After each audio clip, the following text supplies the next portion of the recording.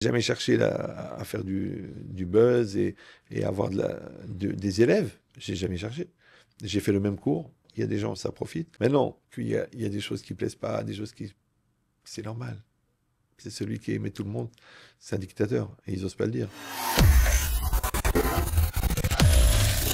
Salut à tous et bienvenue dans Panim El Panim. Aujourd'hui, on reçoit un invité exceptionnel, le Rav Yehia Ben Chitrit. Un homme qui a marqué des milliers de personnes avec ses cours, son humour évidemment, et surtout sa façon unique de transmettre la Torah. Mais derrière cette figure emblématique de la communauté, il y a un homme, une histoire, des épreuves avec des messages puissants. Il va tout nous raconter. Et je pense sincèrement qu'aujourd'hui, vous allez découvrir le Rav Ben Chitrit comme jamais auparavant. On va évidemment revenir avec lui sur le décès de sa femme. C'était un moment qui a profondément marqué la communauté juive. Et encore une fois, merci à vous de nous suivre sur TorahBox et en particulier sur ce format Panim El Panim. Pensez à liker cette vidéo si vous l'aimez et à nous dire en commentaire ce que vous en pensez. Ça nous aide vraiment à faire évoluer cette émission. Alors c'est parti tout de suite avec Rav Yehia Ben Chitrit.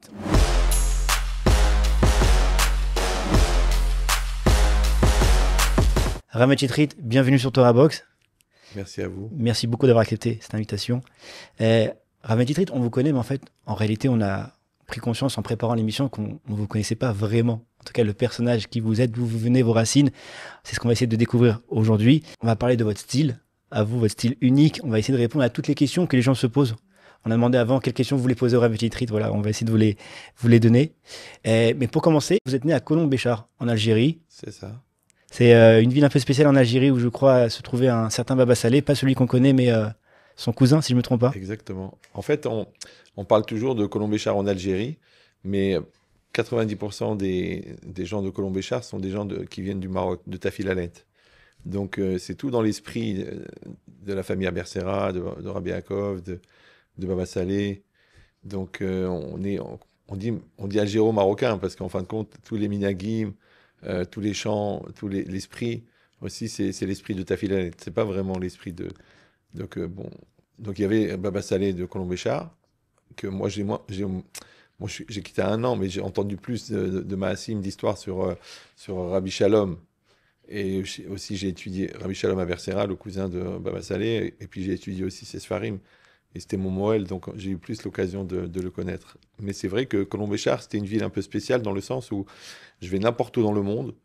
Je vais à La Rochelle, ou je vais à Toulouse, ou je vais à Los Angeles, et je rencontre des gens de Colomb-Béchar. Donc je disais toujours à mes parents, mais je ne comprends pas combien vous étiez dans cette ville, parce que moi, partout où je vais, je rencontre des gens de Colomb-Béchar. C'est marrant.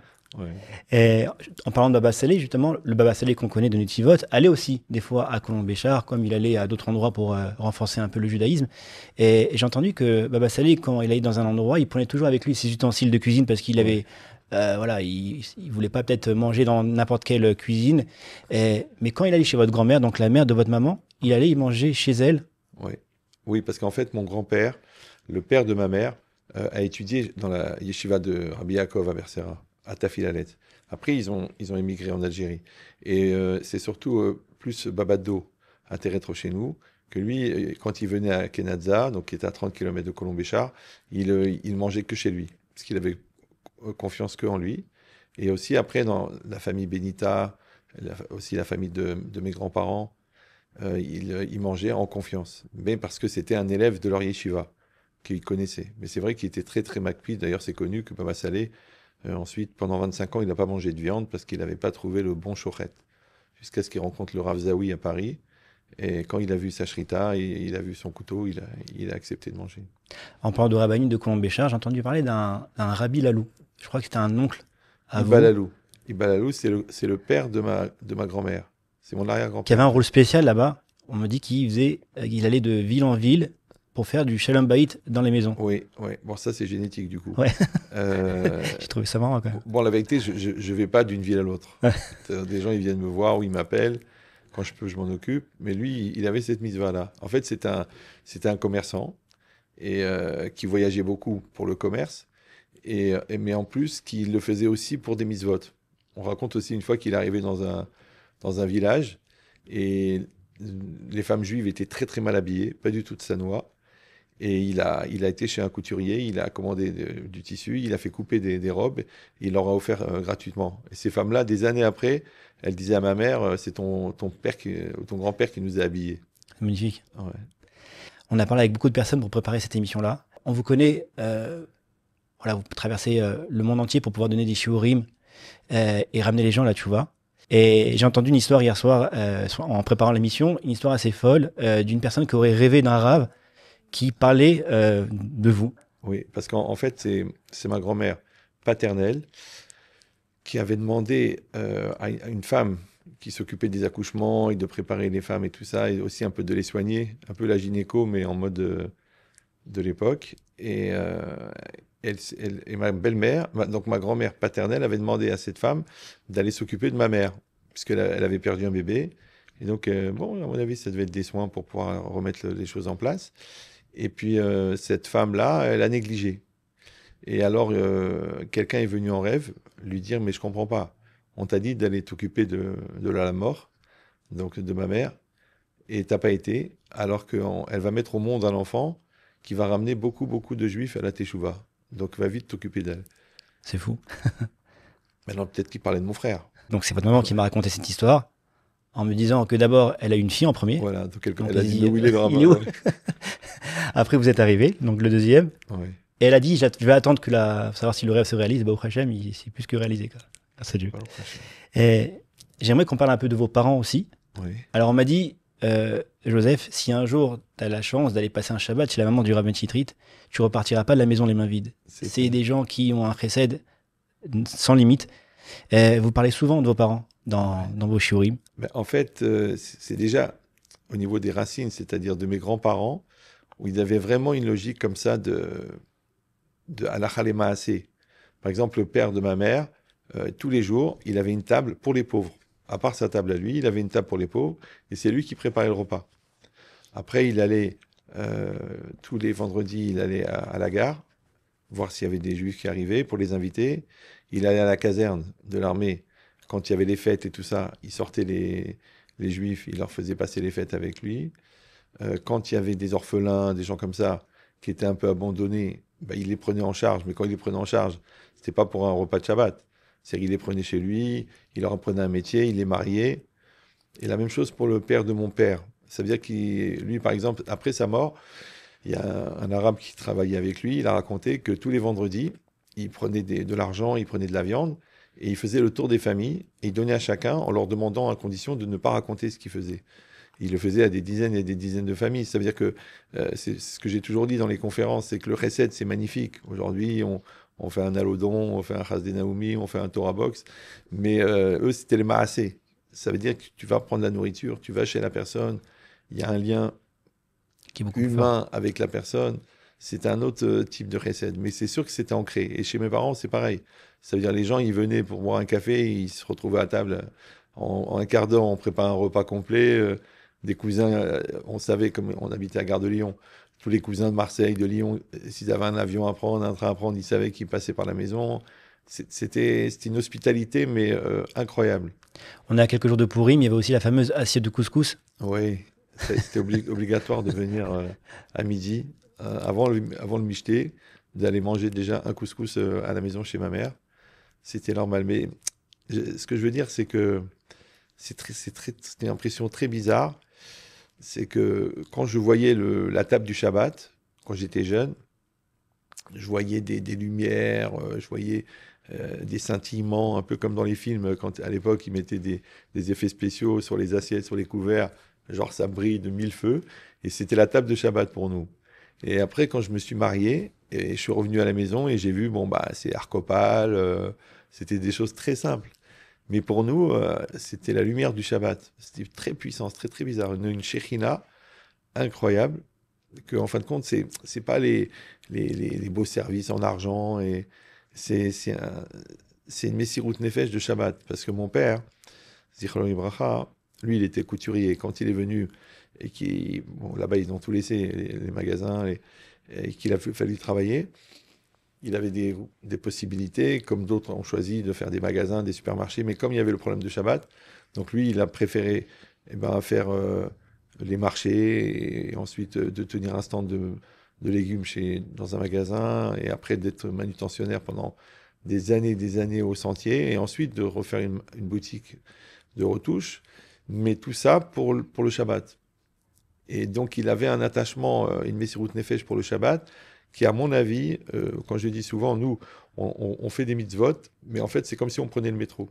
Mais il y a quelqu'un qui a creusé les tunnels. Ouais, ça. Ouais, donc eux, ils ont fait les tunnels, ils ont mis en place le réseau, les rails, et nous, après, juste, c'est facile. Comme en France, on fait du Zikouï Arabim, mais les Rabbanim, c'est-à-dire Rabbeinu d'Armentières, Rav Freikin, enfin tous les anciens Rabbanim de France, qui sont venus vraiment dans un désert, eux, ils ont labouré la terre et ils ont planté les graines. Nous, maintenant, on arrose. Bon, donc c'est facile, Hmm. parce que le trois quarts du travail est fait. Donc c'est cet esprit-là, c'est-à-dire que de reconnaître que les racines qu'on a eues, elles viennent pas de nulle part. Et puis surtout que mon, mon père, c'était pas un Talmid Chacham. Il avait un kavod pour les Chachamim, mais surtout, ils ont une tmimout qui est incroyable. Et moi, j'ai beaucoup étudié cette notion-là de Tamim Tiem Hashem Elokecha, et j'ai rencontré beaucoup de rabbanim et tout ça, et j'ai toujours dit, bon, il y a la Torah, il y a le limoud, il y a les rosh yeshivot, il y a les rabbanim, il y a l'argent, mais la tmimout, je l'ai pas perçue ailleurs que avec autant d'intensité. Moi, j'ai rencontré des tzadikim dans ma vie, mais disons que cette mida-là, je l'ai vraiment, vraiment attrapée de mes parents. Donc, ça veut dire que c'est un héritage. Et ça, c'est ça qu'on ressent quand on rentre dans une maison. Il était couturier, donc il avait un magasin Ouais, de. après, enfin, en Algérie, il avait un vrai magasin à lui. Après, bon, il a été très, très choqué par la spoliation. Et après, en France, des années après, il a ouvert un magasin de retouches. Un jour, parce que tous mes copains, ils avaient les jeans Lewis, et à l'époque en coton blanc. Et nous, on avait un marché à côté. Et donc, j'ai été acheter un coupon à 5 francs. Et je lui ai dit, papa, apprends-moi à faire des pantalons comme ça. Parce que les autres, ils avaient de quoi se payer des pantalons à 100 francs à l'époque. Et nous, on n'avait pas les moyens. Et mon père, il était tellement génial dans son métier qu'il regardait quelqu'un, il pouvait tailler le pantalon sans prendre de mesure. D'accord. C'était spécial. Il n'a même pas de patron, il n'avait pas besoin de patron. Il était très, très, très puissant dans son travail. Il a commencé à l'âge de 14 ans et, et c'était très rigolo parce que donc, il a installé le tissu. Et il m'a dit, OK, mon fils, je vais t'apprendre. Et puis moi, je regardais ailleurs, je regarde par la fenêtre et tout. Alors il me dit, Ria, il faut me regarder. OK, mais moi, j'ai la tête ailleurs. Et au bout d'un moment, il me dit, tu sais quoi, va jouer au foot, c'est pas grave. Il me dit, t'as pas mis ton cœur. T'avais donc. Ouais. Tu peux pas apprendre une chose sur laquelle tu n'as pas fait le. Mais c'est vrai que bon, moi, j'étais pas non plus très manuel à l'époque. J'étais très, très, disons, trop intellectuel. Mais c'est vrai que c'est des midotes qu'on a vues dans la simplicité, mais des midotes digérées. C'est la différence entre des midotes acquises par des sfarim et des midotes qui sont digérées par des années et des années de avoda. C'est comme s'ils avaient commencé par un chaval à lèvres. Normalement, il y avait Yadarta, Vachevota, et Vavecha. Eux, ils avaient les choses en eux, d'accord, que moi je retrouvais chez Rav Yerucham. Alors, c'était très marrant parce que quand je suis rentré à l'Yeshiva, le Rav, il racontait des massim avec le stapler, avec le Rosemi Lublin, et tout le monde était waouh. Et moi, je ne réagissais pas. Alors, il me dit, tu comprends pas ce que je dis? Je comprends. Il me dit, mais ça t'étonne pas? Je lui dis, mais vous me parlez de mon oncle, de la mère, de la grand-mère à mon père, de l'oncle de ma mère. C'était exactement les mêmes massim. Vous parlez souvent des valeurs qui vous ont transmis vos parents. Vous donnez aussi souvent l'exemple des cahiers d'école qui n'étaient pas finis. Oui. Bah, ça, c'était qu'en vérité, encore une fois, on n'avait pas des gros moyens. On n'a jamais manqué de rien. Mais c'était pas des gros moyens. Et j'avais une notion comme ça du gaspillage. Donc à la fin de l'année, quand on avait des cahiers qui étaient aux trois quarts pas utilisés, et que moi je dessinais, j'aimais dessiner. Donc quand il y avait les cahiers de travaux pratiques, donc je récupérais parce que il y a toujours une feuille pour écrire, une feuille pour dessiner. Donc je récupérais ces feuilles-là, et puis je dessinais beaucoup, et en plus je dessinais au rotring. Si vous savez ce que c'est, ça veut dire c'est des stylos à encre, mais en vérité qui ne sont pas avec une bille. C'est des petits réservoirs avec de l'encre de Chine qu'on utilise dans le dessin industriel. Et pourquoi j'utilisais ça? Parce qu'en fait, on ne peut pas corriger. D'accord. Donc, je m'imposais de faire un dessin. Sur du premier coup? Les khatrila, ouais. Wow. Et j'ai beaucoup, beaucoup fonctionné comme ça. Dans les dissertations, dans les cours, dans la façon de parler, dans la façon de décider, de ne pas faire de brouillon. D'ailleurs, une fois, le professeur, J'étais en quatrième, il m'a dit, mais pourquoi tu fais pas de brouillon? Je lui ai dit, parce que je veux pas que mon premier mariage soit le brouillon de mon deuxième. Bon, il comprenait pas qu'un gosse de 15 ans, il a des idées comme ça. Mais bon. En termes de droiture aussi, une fois, on vous a proposé un vélo à 50 francs. Votre mère vous a dit non, non, il n'y a pas de vélo à 50 francs. Ouais. Ça n'existe pas. Bah, disons qu'on était dans une cité de voleurs, au quai de la Râpée. Et donc, on pouvait avoir ce qu'on voulait. Ou d'ailleurs, les gens commandaient des vélos à voler. D'accord. C'est-à-dire, ils donnaient l'adresse du magasin et le gars, il allait voler le vélo. Donc, il y avait une tentation de la facilité, de la gratuité. Donc, il fallait avoir une droiture et tout ça. Et mes parents, mon père, il était capable de faire 1 heure et demie de RER pour aller rendre 1 euro à une caissière qui s'est trompée. C'était une honnêteté incroyable. Mais ça aussi, ça m'a beaucoup aidé dans la vie. Parce qu'il y a eu des tentations, même en tant que rave. Une fois, il y a un monsieur, il m'a dit, voilà, j'ai un support. Si vous êtes d'accord, vous écrivez tous les articles et puis on va...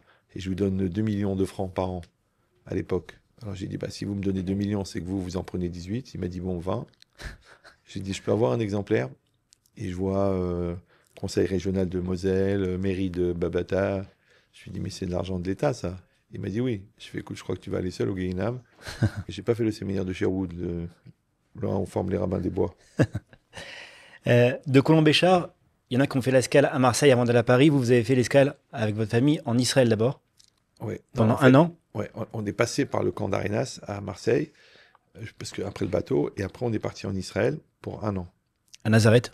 Ouais. Mais ça va pas plaire à vos parents, l'environnement, le travail. Bah, le problème, c'est que mon père, encore une fois, il avait un métier.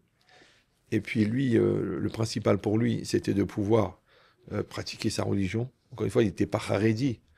Mais bon, pour l'exemple, quand il arrive à Nazareth, il a demandé au responsable là-bas un peu de la sournoute. Il a dit, voilà, on veut un endroit pour prier, tout ça. L'autre, il a dit, non, il n'y en a pas. C'est pas la peine, la prière. Ça y est, vous avez fait l'Alia, c'est bien. Alors mon père, il a dit, mais c'est pas possible. On est religieux, on est pratiquant et tout. Il a dit, bah, c'est fini. Genre, jetez votre kippa, c'est pas la peine. Mon père, il a dit, ok. Mon père, c'était pas quelqu'un qui se bagarrait.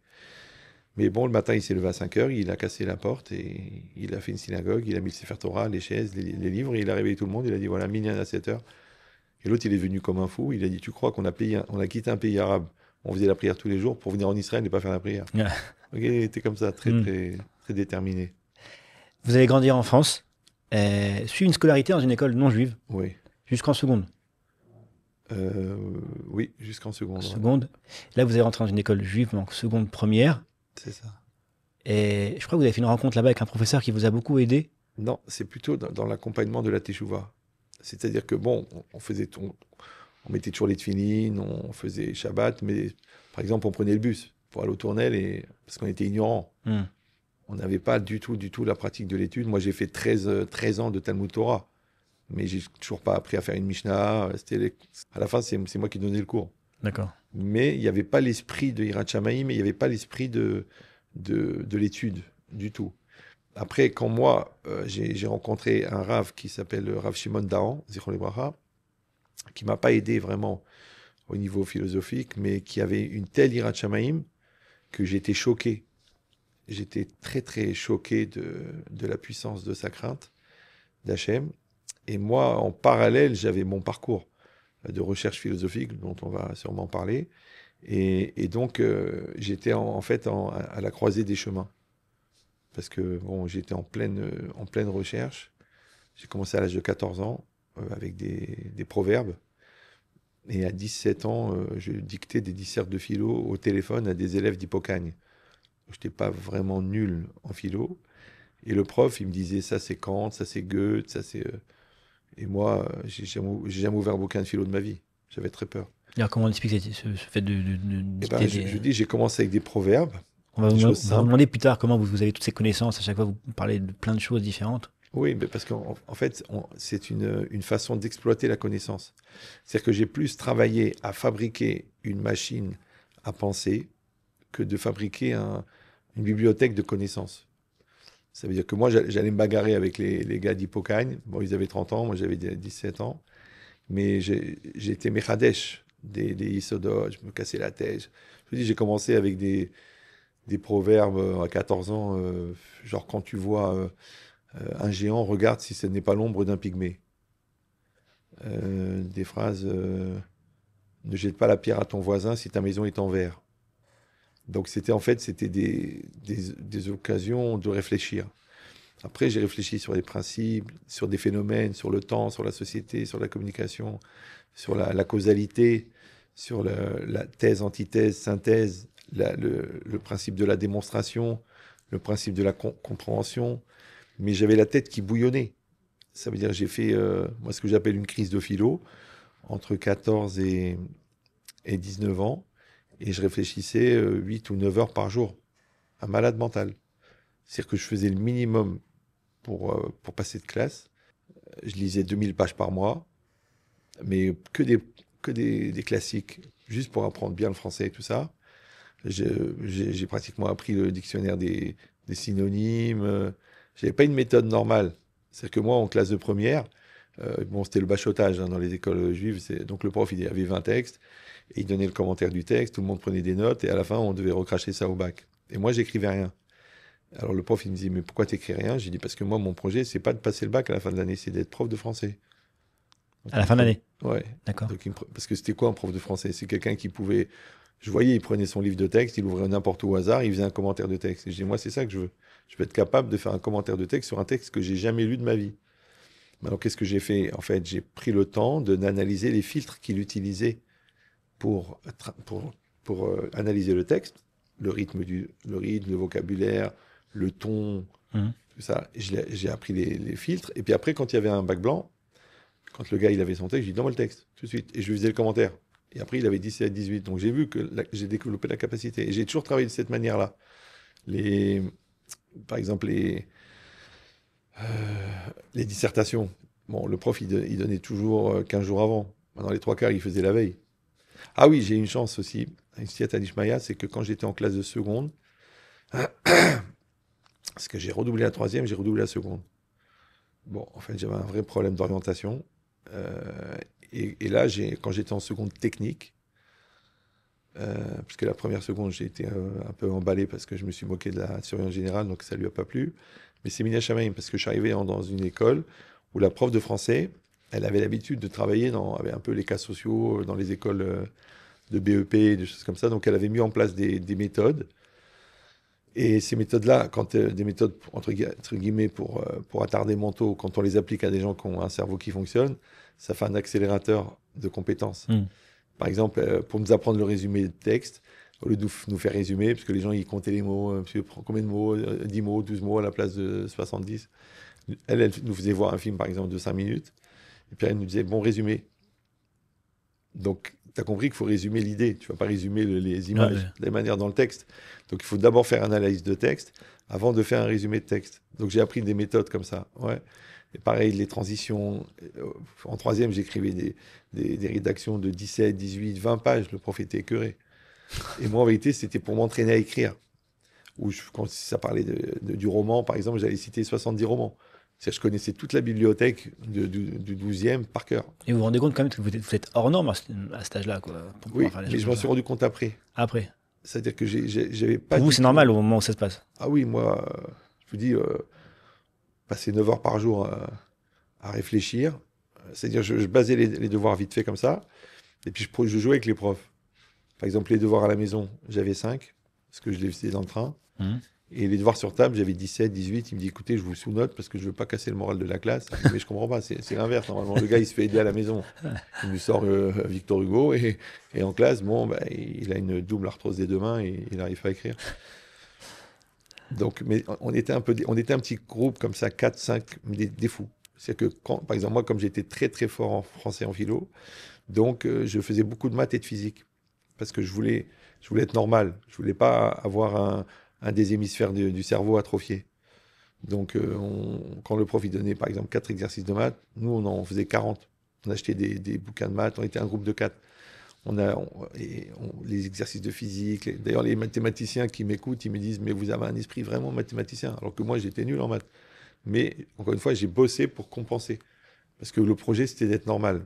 Et normal, c'est pas d'être fort dans un domaine pour être handicapé dans l'autre. D'accord. Il fallait avoir les deux. Et vous allez ensuite rejoindre vos frères à Gourarié, faire un passage là-bas. Ouais. Et Gouaré, c'était quoi? C'était une école qui était fondée par le Rav Amouyal à l'époque, C'était un internat. un internat, Ouais, qui est à 80 km de Paris, si je ne me ouais. trompe pas. Et là-bas, vous vous côtoyez. Il y avait un collège aussi, du côté des rabbinim, comme le Oui. Rav Ramou, Parfois, Tzal, Zichron Lebracha, bien sûr. Rav Pearl, etc. Ouais, On m'a dit comme ça, Jackie Assaraf, ouais, il m'a raconté donc il était élève là-bas aussi, il m'a dit que voilà, qu'on avait un problème, on allait voir les rabbinim qui nous expliquaient, etc. C'était ouais. Exactement. Ouais, il y avait un très bon contact. Et puis c'était une Rav chance. Hamou, bon, moi, pour moi, c'est comme un deuxième Rav. Et, et encore une fois, bon, c'était un Talmid Chacham incroyable, une très très grande Yirat Shamayim, mais j'ai toujours été très très attaché à la Ishiout, le, la personnalité. Parce que, parce que quand j'ai développé au niveau philosophique, en même temps, j'ai développé au niveau psychologique. Donc j'arrivais à percevoir les cas sociaux, les psychopathes, les schizophrènes, sans mettre de nom dessus, mais je sentais le danger ou quoi. Donc quand je rencontrais quelqu'un de normal, entre guillemets, et de pur, donc je m'attachais. Ouais. Alors que j'ai vu d'autres personnes, bon, avec une barbe, bon, la barbe c'est comme les mauvaises herbes, ça pousse tout seul. Donc où je savais qu'il fallait s'éloigner. Je sentais la toxicité. Je ne tombais pas dans les clichés. Il a un chapeau, donc c'est qui va me faire porter le chapeau. Et là-bas, vous avez fait une rencontre, le Rav Eman qui va venir un jour visiter l'école Gourarié. Bah, ça aussi, c'est un Minash Hamayim de folie, parce que juste avant, pour le contexte, c'est important le contexte, si vous enlevez le texte, il reste le... Donc, il y a monsieur Thierry Lévy, qui est rave aujourd'hui, qui était Avrech à l'époque. Et puis lui, il a voulu me bourrer la tête, entre guillemets, pour aller à la yeshiva, parce que j'étais en terminale. Et donc, il m'a parlé pendant 1 heure, voilà, le Limouda Torah, l'importance et tout. Bon, moi, j'écoutais, c'est gentil. Bon. Après, j'ai dit, bon, tu veux me conseiller, mais tu me connais pas. Alors, je lui ai parlé de philo pendant 1 heure. Bon, il a eu mal à la tête pendant une semaine. Et après, il m'a dit, mais toi, il faut que tu ailles chez Ravi Sachar Meir à Netivot, parce que lui, il est connu que c'était un très grand Balash Kafa. Très, très fort en pensée juive. Il m'a dit, il n'y a que lui qui va comprendre de quoi tu parles, parce que t'es à côté, t'es au-dessus de la masse. Et bon, moi, j'avais pris la décision d'aller à la yeshiva 1 an. Bon. Et à ce moment-là, il y a Raveman qui vient avec la yeshiva pour des vacances. En fait, au lieu d'aller à Deauville, ils sont venus 10 jours à Gourarié, parce qu'il y avait des chambres, et puis il y avait des tables de ping-pong, et puis c'était la nature. Et quand je l'ai entendu parler, donc j'ai vu la profondeur, j'ai compris que enfin, ça ne me servait à rien d'aller m'exiler en Israël, parce que moi je voulais faire 1 an. De toute façon, moi, je voulais être diplomate international, donc c'est pas la peine d'aller m'enterrer dans une yeshiva. Donc j'ai dit, bon, mais 1 an, je vais les faire à Épinay, ce qui est d'ailleurs dans les Donc chez le Rav territoires. Eman. Dans les territoires, si Mm. vous connaissez le 93. Et d'aller là-bas. Et en fin de compte, c'est seulement à l'âge de 57 ans que j'ai compris qu'en fait, toute la crise de philo que j'avais fait, de 14 ans à 19 ans, c'est pour pouvoir apprécier la profondeur des rabbinim comme Rav Eman. Parce que quand je suis rentré à l'Yeshiva, j'ai vu, bon, les gens, parce il est très très puissant au niveau philosophique, au niveau psychologique, et au niveau Torah, bon, c'est un monstre. Et il a beaucoup beaucoup réfléchi dans sa vie. Mais les gens, en fait, ne se rendaient pas compte de la profondeur. Et c'est vraiment Mina Shamaim. Je lui dis, à 57 ans, j'ai compris que, en fin de compte, ce que j'ai fait en philo avant, sans un livre de philo, hein, ça m'a donné un niveau de sensibilité qui a fait que quand il parlait, je me rendais compte de la puissance. Mm. Alors que si j'avais été un bachelier normal, avec une petite année de philo à 2 balles en terminale, bon, j'aurais été à la yeshiva comme ça, et puis bon, j'aurais fait comme les autres. J'aurais dit, bon, sur qui il a frappé, qu'est-ce qu'il raconte, bon, on comprend ce qu'il veut. Comment on comprend ce que vous dites quand vous dites c'est la philo qui m'a aidé à le niveau du philosophique qui m'a aidé à comprendre mieux le Rav. Oui, Alors qu'on parle de Torah. oui, mais parce que l'idée, encore une fois, c'est ça que j'ai parlé du niveau, j'ai pas parlé de la philo. Parce que quand je suis rentré à la yeshiva, pendant 1 mois, j'ai réfléchi. Parce que moi, j'étais dans une démarche de réflexion personnelle. C'est que je fabriquais ma philo, perso, parce que j'ai compris qu'on ne pouvait pas se débrouiller dans la vie si on n'avait pas une capacité intellectuelle d'analyse des situations et de force de décision en tenant compte de tous les critères. Donc parce que je vous ai dit, j'avais beaucoup réfléchi sur la causalité, sur la compréhension, sur le rapport à la réalité.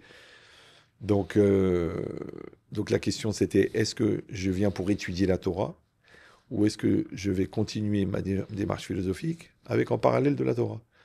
Mais pourquoi ça m'a pris 1 mois? C'est parce qu'en fait, la question, c'était de savoir est-ce que je vais polluer ma Torah avec ma philo où est-ce que je vais influencer ma philo avec la Torah. Donc j'ai décidé de ne plus faire de philo du tout. Du tout. J'ai bloqué les récepteurs. Et je me suis mis à fond dans l'étude. Maintenant, le plus étonnant, c'est que je comprenais rien. C'est-à-dire que je faisais 30 pshatim de Tosfot, 30 lectures de Tosfot qui rentraient dans les mots qui étaient fausses. Mais j'ai pleuré, j'ai jeûné, j'ai nettoyé les toilettes, tellement je ne savais plus quoi faire. Je comprenais rien. Parce qu'en fait, j'arrivais pas à accepter que Chokhmah et Torah, c'est pas la même chose. Chokhmah bagoim ta'amin, Torah bagoim al ta'amin. C'est que l'assiette, tout le Inyan de Hanouka, c'est ça, dans le Rav Yerucham. Le Rav Moshe Shapira, il explique très bien. Qu'en fait, les Goïm, les Grecs, ils ont voulu donner la Torah, la Chokhmah à la place de la Torah. Alors, il y a beaucoup de gens qui s'amusent à faire de la Chokhmah, de la Torah et de la Torah de la Chokhmah. Mais en vérité, il faut bien, à Mavdil Ben Kodesh Lechol, il faut apprendre très très clair. C'est d'ailleurs pour ça que je vois des gens qui n'ont jamais fait cette analyse philosophique, et qu'une fois j'étais à Bnei Brak, et il y a quelqu'un qui a voulu parler d'Ashkafa avec moi, de pensée juive. On a parlé 3 heures, et au bout de 3 heures, il m'a dit: alors, qu'est-ce que t'en penses? Il était quand même depuis 7 ans au Kollel Chazon-Ish. Je lui ai dit: bah écoute, tu veux la vérité ou un truc qui te fait plaisir? Il me dit la vérité. Je dis: bah t'es jésuite. Il m'a dit: quoi? Jésuite. T'es jésuite. Je dis: tout ce que tu dis, c'est des idées du jésuitisme. Il me dit: c'est pas possible. La Gemara là-bas, tu l'as compris à l'envers. Le Rav Chaim, c'est pas ça ce qu'il dit. Le Nefesh HaChaim, c'est pas ça non plus. Mais c'est très facile. Combien d'années vous avez resté là-bas, les yeshivas? À peu près 12 ans. C'est-à-dire en 4 ans en Bachour et après à Avrer. Comment vos parents ils ont réagi quand vous avez dit: il ne fait pas d'études, je vais étudier les Ils ont craqué. Mon père, il a craqué. Mais ça aussi, c'est incroyable. Il m'a fait un scandale et tout ça. Il faut des études, il faut que tu aies un métier, tu vas crever la dalle. Parce que aussi chez eux, les rabbins, c'était un peu des mendiants. Ils avaient pas, ils vivaient sur la société, des aides, de la tzedaka. Ils ne comprenaient pas. Lui, c'est un homme qui a toujours travaillé toute sa vie. Mais bon, toujours pareil. Son père, son père, il est venu en rêve chez mon oncle. Il lui a dit à Abraham de laisser tranquille son fils parce qu'il est sur la bonne voie. Donc il est venu le voir, il a dit: écoute, moi j'ai rêvé de ton père. Il a dit: laisse tranquille Eria. Ça rigole pas, il y a toujours des... Toujours. D'ailleurs, mon père, ça je sais pas si on vous l'a dit, mon père, encore une fois, qui n'était pas un Talmid Chacham, mais était très pur, très honnête, très, très clair. Quand il arrive à Paris, par exemple, avant de chercher un appartement, il a cherché un mikvé. S'il n'y a pas de mikvé, on ne s'installe pas. Un gars normal, traditionnaliste, il dit: bon, on verra plus tard. Et ben lui, il rêvait, mon père, il rêvait. Ça veut dire que quand j'étais en Chidour, il arrivait la veille. Ça veut dire que quand je me suis engagé envers ma femme, il arrivait la veille. Il arrivait de sa mère qui sortait de la mer. La mer, c'est Olam Haba, avec 2 assiettes. Elle a dit: ça, c'est Ria, ça, c'est sa fiancée. La veille. Donc le lendemain, quand je viens pour annoncer, il rigolait. Ma mère a dit: ma mère, pourquoi il rigole? Parce que papa, il arrivait. Quand ma femme était enceinte, quand j'ai eu le bac, il le savait avant que j'ai le résultat. Quand ma femme était enceinte, il le savait avant que ma femme le sache. Quand mon oncle il devait mourir, il a été dire aux enfants: faites Kibbout Avayim parce que votre père, dans un mois, il va mourir. Mais il n'était pas baba salé, il n'était pas... Mais une émouna pshuta et simple. Ouais, simple. Encore une fois, qui n'était pas basée... c'est pas le Da'at Torah que tu as fabriqué par des milliers de pages de Gemara. Mais une tmimout, une avoda traditionnelle, dans la pureté et dans la émouna de l'époque là-bas de Tafil Aled, qui a fait que, on dit, parce que le Messie Técharim, le Ochot Sadikim, il dit: celui qui cherche le Hémet, il rêve de Hémet. Quand à la Yeshiva, il me racontait des marades. On le racontait d'une manière tellement naturelle, genre il a rêvé, il a fait ça. On vivait comme ça. C'est balèze. Mais il y avait le Raphaïm Absalem, qui est je crois, un descendant de Baba Salé de Colombéchard. C'était connu que quand il allait au parc avec sa fille de 8 ans, pour l'amuser, il mettait la main comme ça, il y avait un jet d'eau qui sortait de la main. Pour s'amuser avec elle. Il faisait de la Kabbalah Maasit avec elle. D'accord. Maintenant, elle disait à ses copines: votre papa, il ne fait pas sortir de l'eau des mains? Non. C'est-à-dire que nous, encore une fois, il côtoyait Baba Salé, des miracles, des choses. Alors, vous allez donc étudier à la Yeshiva, ensuite vous allez vous marier et décider de vivre à Épinay jusqu'à aujourd'hui. Un jour, on va vous demander de remplacer le Rav Eman qui n'avait pas pu venir à une conférence qu'il devait donner. Vous allez le remplacer, ça a pas mal accroché. On dit que c'est comme ça que ça a commencé votre carrière de conférencier. Est-ce que c'est vrai? Ouais. En fait, je crois que c'était Jackie Goldberg. Enfin, je sais pas, c'était un conférencier Chabad qui devait faire cours. Et il n'a pas pu. Donc, il a appelé Raveman. Raveman, il ne pouvait pas. Et moi, je me rappelle, je sortais d'une l'auto-école, parce que je passais le permis. Et Madame, elle me voit, elle me dit, écoutez, mon mari, on lui a demandé, il ne peut pas, est-ce que vous pouvez y aller ce soir? Bon, moi, j'avais fait déjà à la yeshiva des fois des cours, et puis des fois, les Avrechim me faisaient des cours chez eux à la maison le Shabbat. Donc, j'avais un petit peu parlé, un tout petit peu en public, mais pas des gros publics comme ça. Et puis, lui, il m'a demandé d'aller parler. Il avait aussi un cours chez Zazou. Il m'avait demandé d'aller parler. Et moi, bon, j'arrive, il y avait 200 personnes. J'étais tellement rempli, bon, parce qu'on a sauté une étape, mais j'ai beaucoup travaillé sur les cours de Raveman. Beaucoup. Et à l'époque, même les cours de Gemara, en vérité, il y avait beaucoup d'Ashkafa dedans. Et à part ça, il y avait mercredi soir, il y avait un cours de Gemara basé sur l'Ashkafa, sur la Haggadah, quoi, la pensée juive. On avait jeudi soir, on rentrait dans son bureau à minuit, on sortait à 4 heures du matin. On posait une question genre c'est quoi la mort, c'est quoi le vol, c'est quoi la résurrection. Et lui, c'était une machine. Après, vendredi soir, il y avait shiur chez lui, shmooze pour les bachorim. Shabbat matin, il y avait un shiur pour toute la Keila. Et moi, tous les cours, je les mettais par écrit. D'ailleurs, quand je me suis marié, il a dit mon meilleur élève, il se marie aujourd'hui. Et pourquoi encore une fois? Parce que ce que j'avais fait en philo, au niveau intensité, quand je l'écoutais, j'ai compris la puissance. Donc j'écrivais tout, mes mots à mots. Et les autres, ils me disaient, bon, bah ça va, il n'y a rien de spécial. Je dis, mais vous êtes des fous. Il a résumé toute la Touma en une phrase. Quand tu dis la Touma, c'est l'état d'être de la mort, ça c'est quand tu as fait 44 fois toutes les Mishnayot de Taharot que tu peux comprendre ça. Mais lui, il te le donne comme ça, gratuit. Donc il faut minimum le noter. Et ensuite, Pour revenir et retravailler dessus derrière. retravailler dessus. C'est-à-dire que moi, il faisait cours, par exemple, le Shabbat matin. Je répétais 4 fois le cours avec des gens à l'après-midi. Et après, toute la semaine, je travaillais dessus. D'accord. Et Motsei Shabbat, je le mettais par écrit. J'ai des cahiers entiers. Donc, ce qui fait que quand ensuite, c'est-à-dire je parlais Eman. Il y en a qui parlent anglais, qui parlent français. C'est-à-dire quand les gars, ils ne comprenaient pas, le Rav, il me les envoyait à moi pour que je leur explique ce qu'il avait dit. C'est ce que vous allez faire ce jour-là, à la conférence, que vous allez les remplacer Oui. face à un grand public? Ouais. J'ai fait un cours. Je me rappelle plus sur quoi. J'ai oublié. Mais les gens étaient choqués. Donc Choqués pourquoi? Parce qu'ils sont pas habitués à écouter ce style de... Bah, ils sont pas habitués qu'un petit jeune de 24, 25, 26 ans, il leur éclate la tête. Et d'ailleurs, quand je suis sorti du cours, il y a les 3 quarts de la salle qui sont venus pour me féliciter. Et moi, je suis rentré à pied. Donc j'étais à la gare de l'Est et de gare du Nord. Et après, j'ai pris le train. Et je suis arrivé chez moi à minuit. Et toute la route, depuis la sortie du restaurant jusqu'à la maison, je répétais, Iria, t'as compris que t'es une MERDE quand même. T'es vraiment une MERDE. Pourquoi? Parce que Pas s'enflammer après avoir non, autant de... C'est que le Messat Echarim, il dit que Sat Minagava Mevatel et Kol Hamahalot. C'est-à-dire que tu peux travailler 10 ans sur des niveaux et tu peux tout détruire pour 3 compliments. Et ça m'intéressait pas. J'avais pas du tout. D'ailleurs, j'avais pas moi du tout de projet carriériste de conférence. Pas du tout. Moi, j'étais dans le collège, j'étais bien dans mon limoud. J'avais pas du tout de plan. Donc, je voulais pas non plus avoir les défauts. Et puis, mon père aussi, il m'a dit une phrase qui était une phrase un peu de Tafilalet, qui est très, très puissante. Il disait fais du bien et oublie-le. Donc, il n'y a pas de laurier. Ça, tu gagnes un temps fou. Parce que le temps que tu aurais pu exploiter le présent pour fabriquer ton futur, tu le passes à te glorifier de ton passé. Donc du coup, il n'y a pas de futur. Voilà, c'est ce qui se passe en général.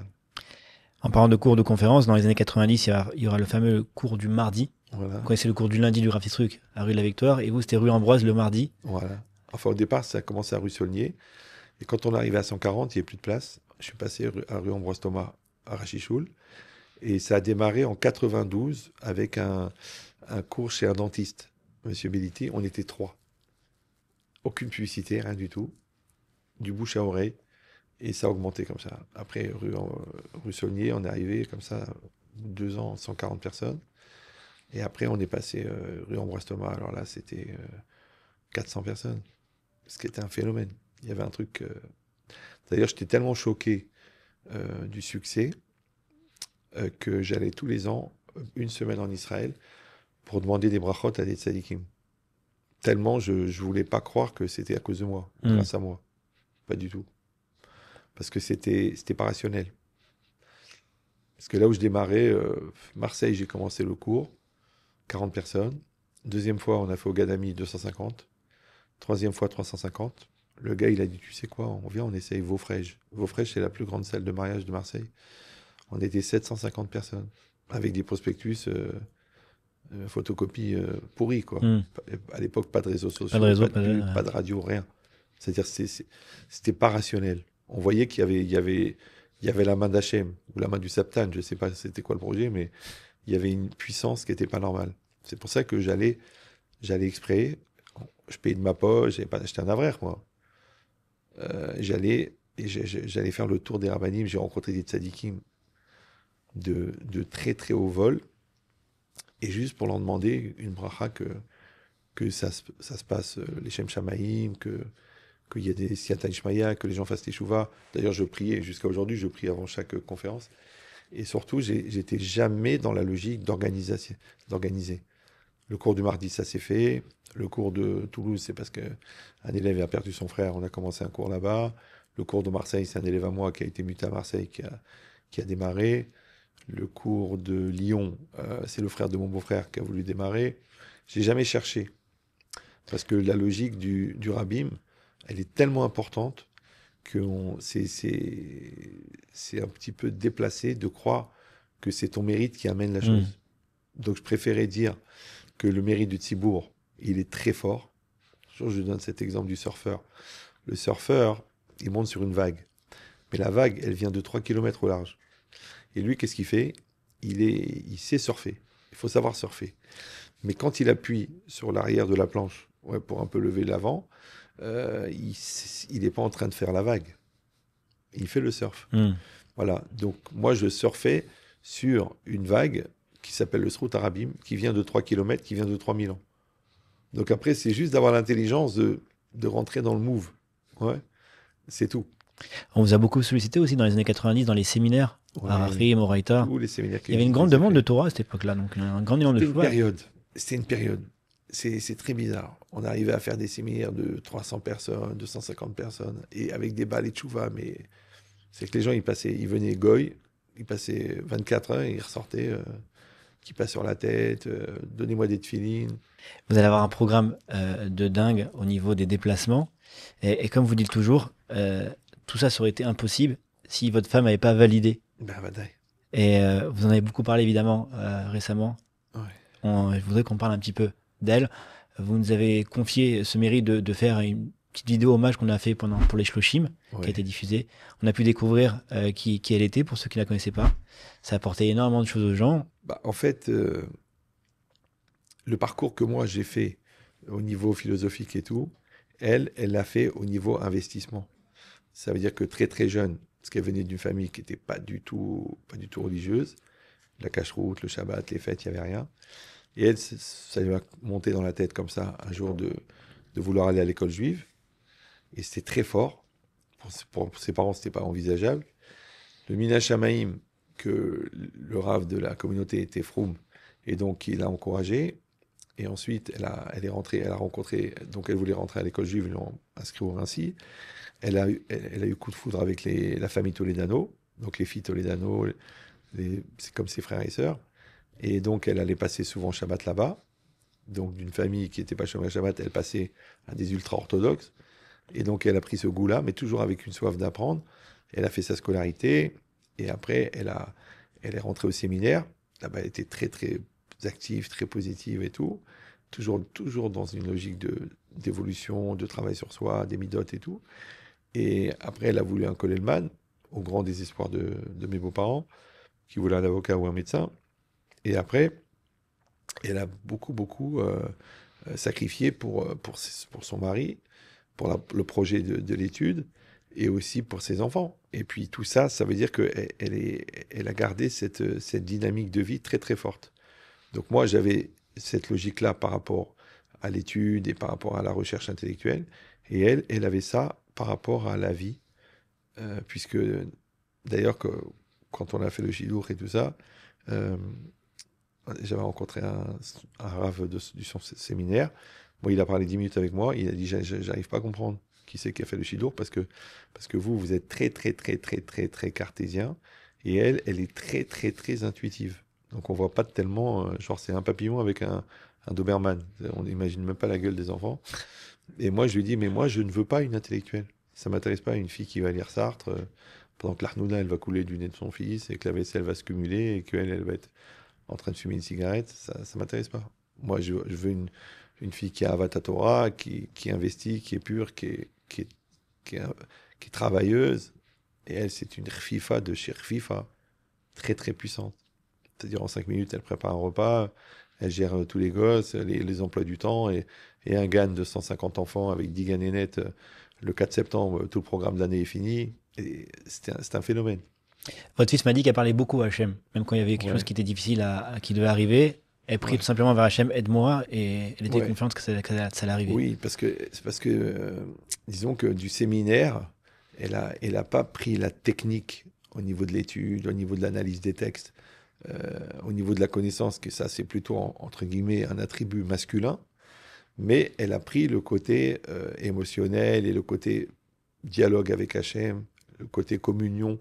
Aujourd'hui, on appelle ça Idbo des doutes, mais bon, ça a toujours existé. Et donc, elle était très dans cet esprit-là de proximité. Parce que Ve'atem adevekim b'Hashem chaim. Le vivant, c'est celui qui est collé avec Dieu. Et comme Dieu, c'est la source de vie, et que la Torah, c'est l'arbre de vie, donc le galam malin qui cherche la vie, il s'attache à ça. Mais elle le faisait de manière naturelle. Sur le modèle aussi de ma mère qui ne sait pas lire, elle priait en faisant le manger, elle priait en cherchant un balai, elle priait en faisant le repassage. En fait, elle passait sa journée à prier. Et quand on l'appelle, maintenant, elle a prié dans un livre. Elle ne savait pas lire en hébreu, mais elle se mettait la main sur la mezouza, et tous les matins, et elle priait. Et dans la journée, elle priait. Et moi, que j'ai étudié à fond la Gemara Brachot, que j'ai étudié à fond le 5e Pérec de Brachot, que j'ai étudié le Rambam sur la Kavana, que j'ai étudié le Raphaïm sur la Kavana, le Rambam sur la Kavana, le Razonish sur la Kavana, le Nefesh HaChaim sur la Kavana, je ne suis pas arrivé à la prière de ma mère. Donc tu vois qu'il y a une démarche très très longue d'analyse et il y a une démarche d'intuition très rapide. Après, il faut avoir le cœur assez pur pour y arriver. Il y avait un concept aussi que Daniel nous parlait, votre fils, le concept de Rotse Ose. Oui. Ça, ce concept, quand je l'ai entendu, personnellement, il m'a changé ma façon de voir les choses. Bien sûr. Est-ce que vous pouvez nous l'expliquer? En fait, là-dessus, on n'était pas 100% d'accord, parce que moi, j'avais plus une démarche de il faut se forcer dans la vie.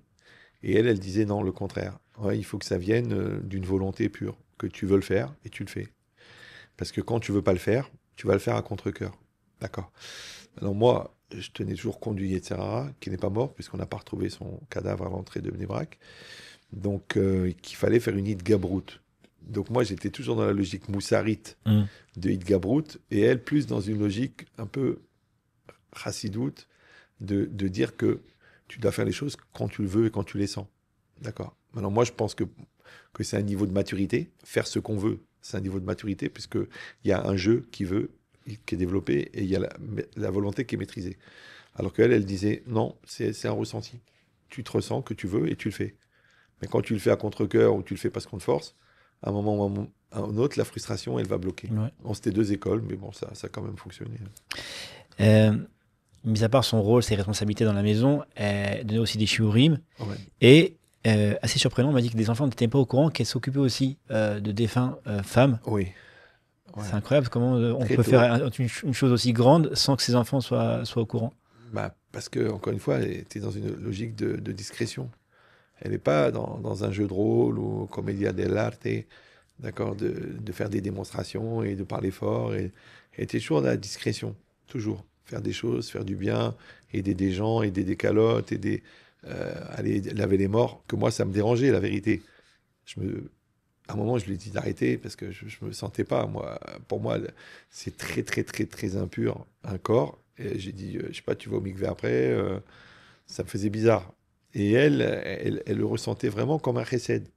Comme tu vas masser les mollets d'un petit vieux qui a des crampes. Pour elle, il y a pas d'égout. Bon, alors elle arrivait à faire ça. Moi, je pourrais pas le faire. Mais elle arrive à le faire. Donc, elle l'a fait.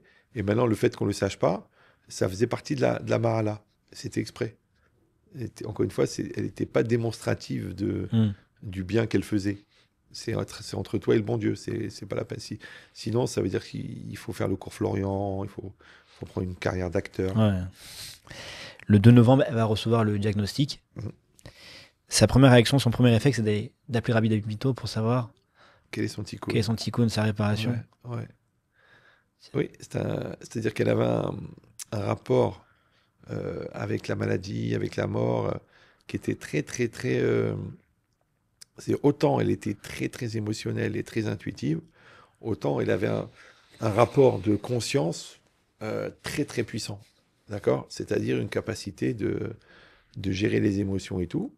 Et puis toujours de ne pas perdre le nord, quoi. C'est quoi le Icar? C'est quoi qui compte? C'est quoi qui est important? Donc dès qu'elle voit ça, au lieu de dire pourquoi et qu'est-ce que j'ai fait avec toutes les misotes que j'ai fait, non, elle accepte et elle appelle un rave pour demander qu'est-ce qu'elle doit réparer. Mais pas pour éviter la maladie, parce qu'elle a accepté, comme j'ai dit plusieurs fois dans les cours, et elle s'est jamais rebellée, elle a jamais pleuré, elle a jamais fait la tête. Euh, elle n'a jamais transféré son angoisse sur les autres, elle n'a pas accusé quelqu'un, elle ne s'est pas accusée elle-même. Elle a accepté 100% la Xérat Hachem, et après, ensuite, elle a assumé cette souffrance, cette épreuve, et après, elle a sublimé. C'est-à-dire que son amour d'Hachem, il était plus grand que la chose.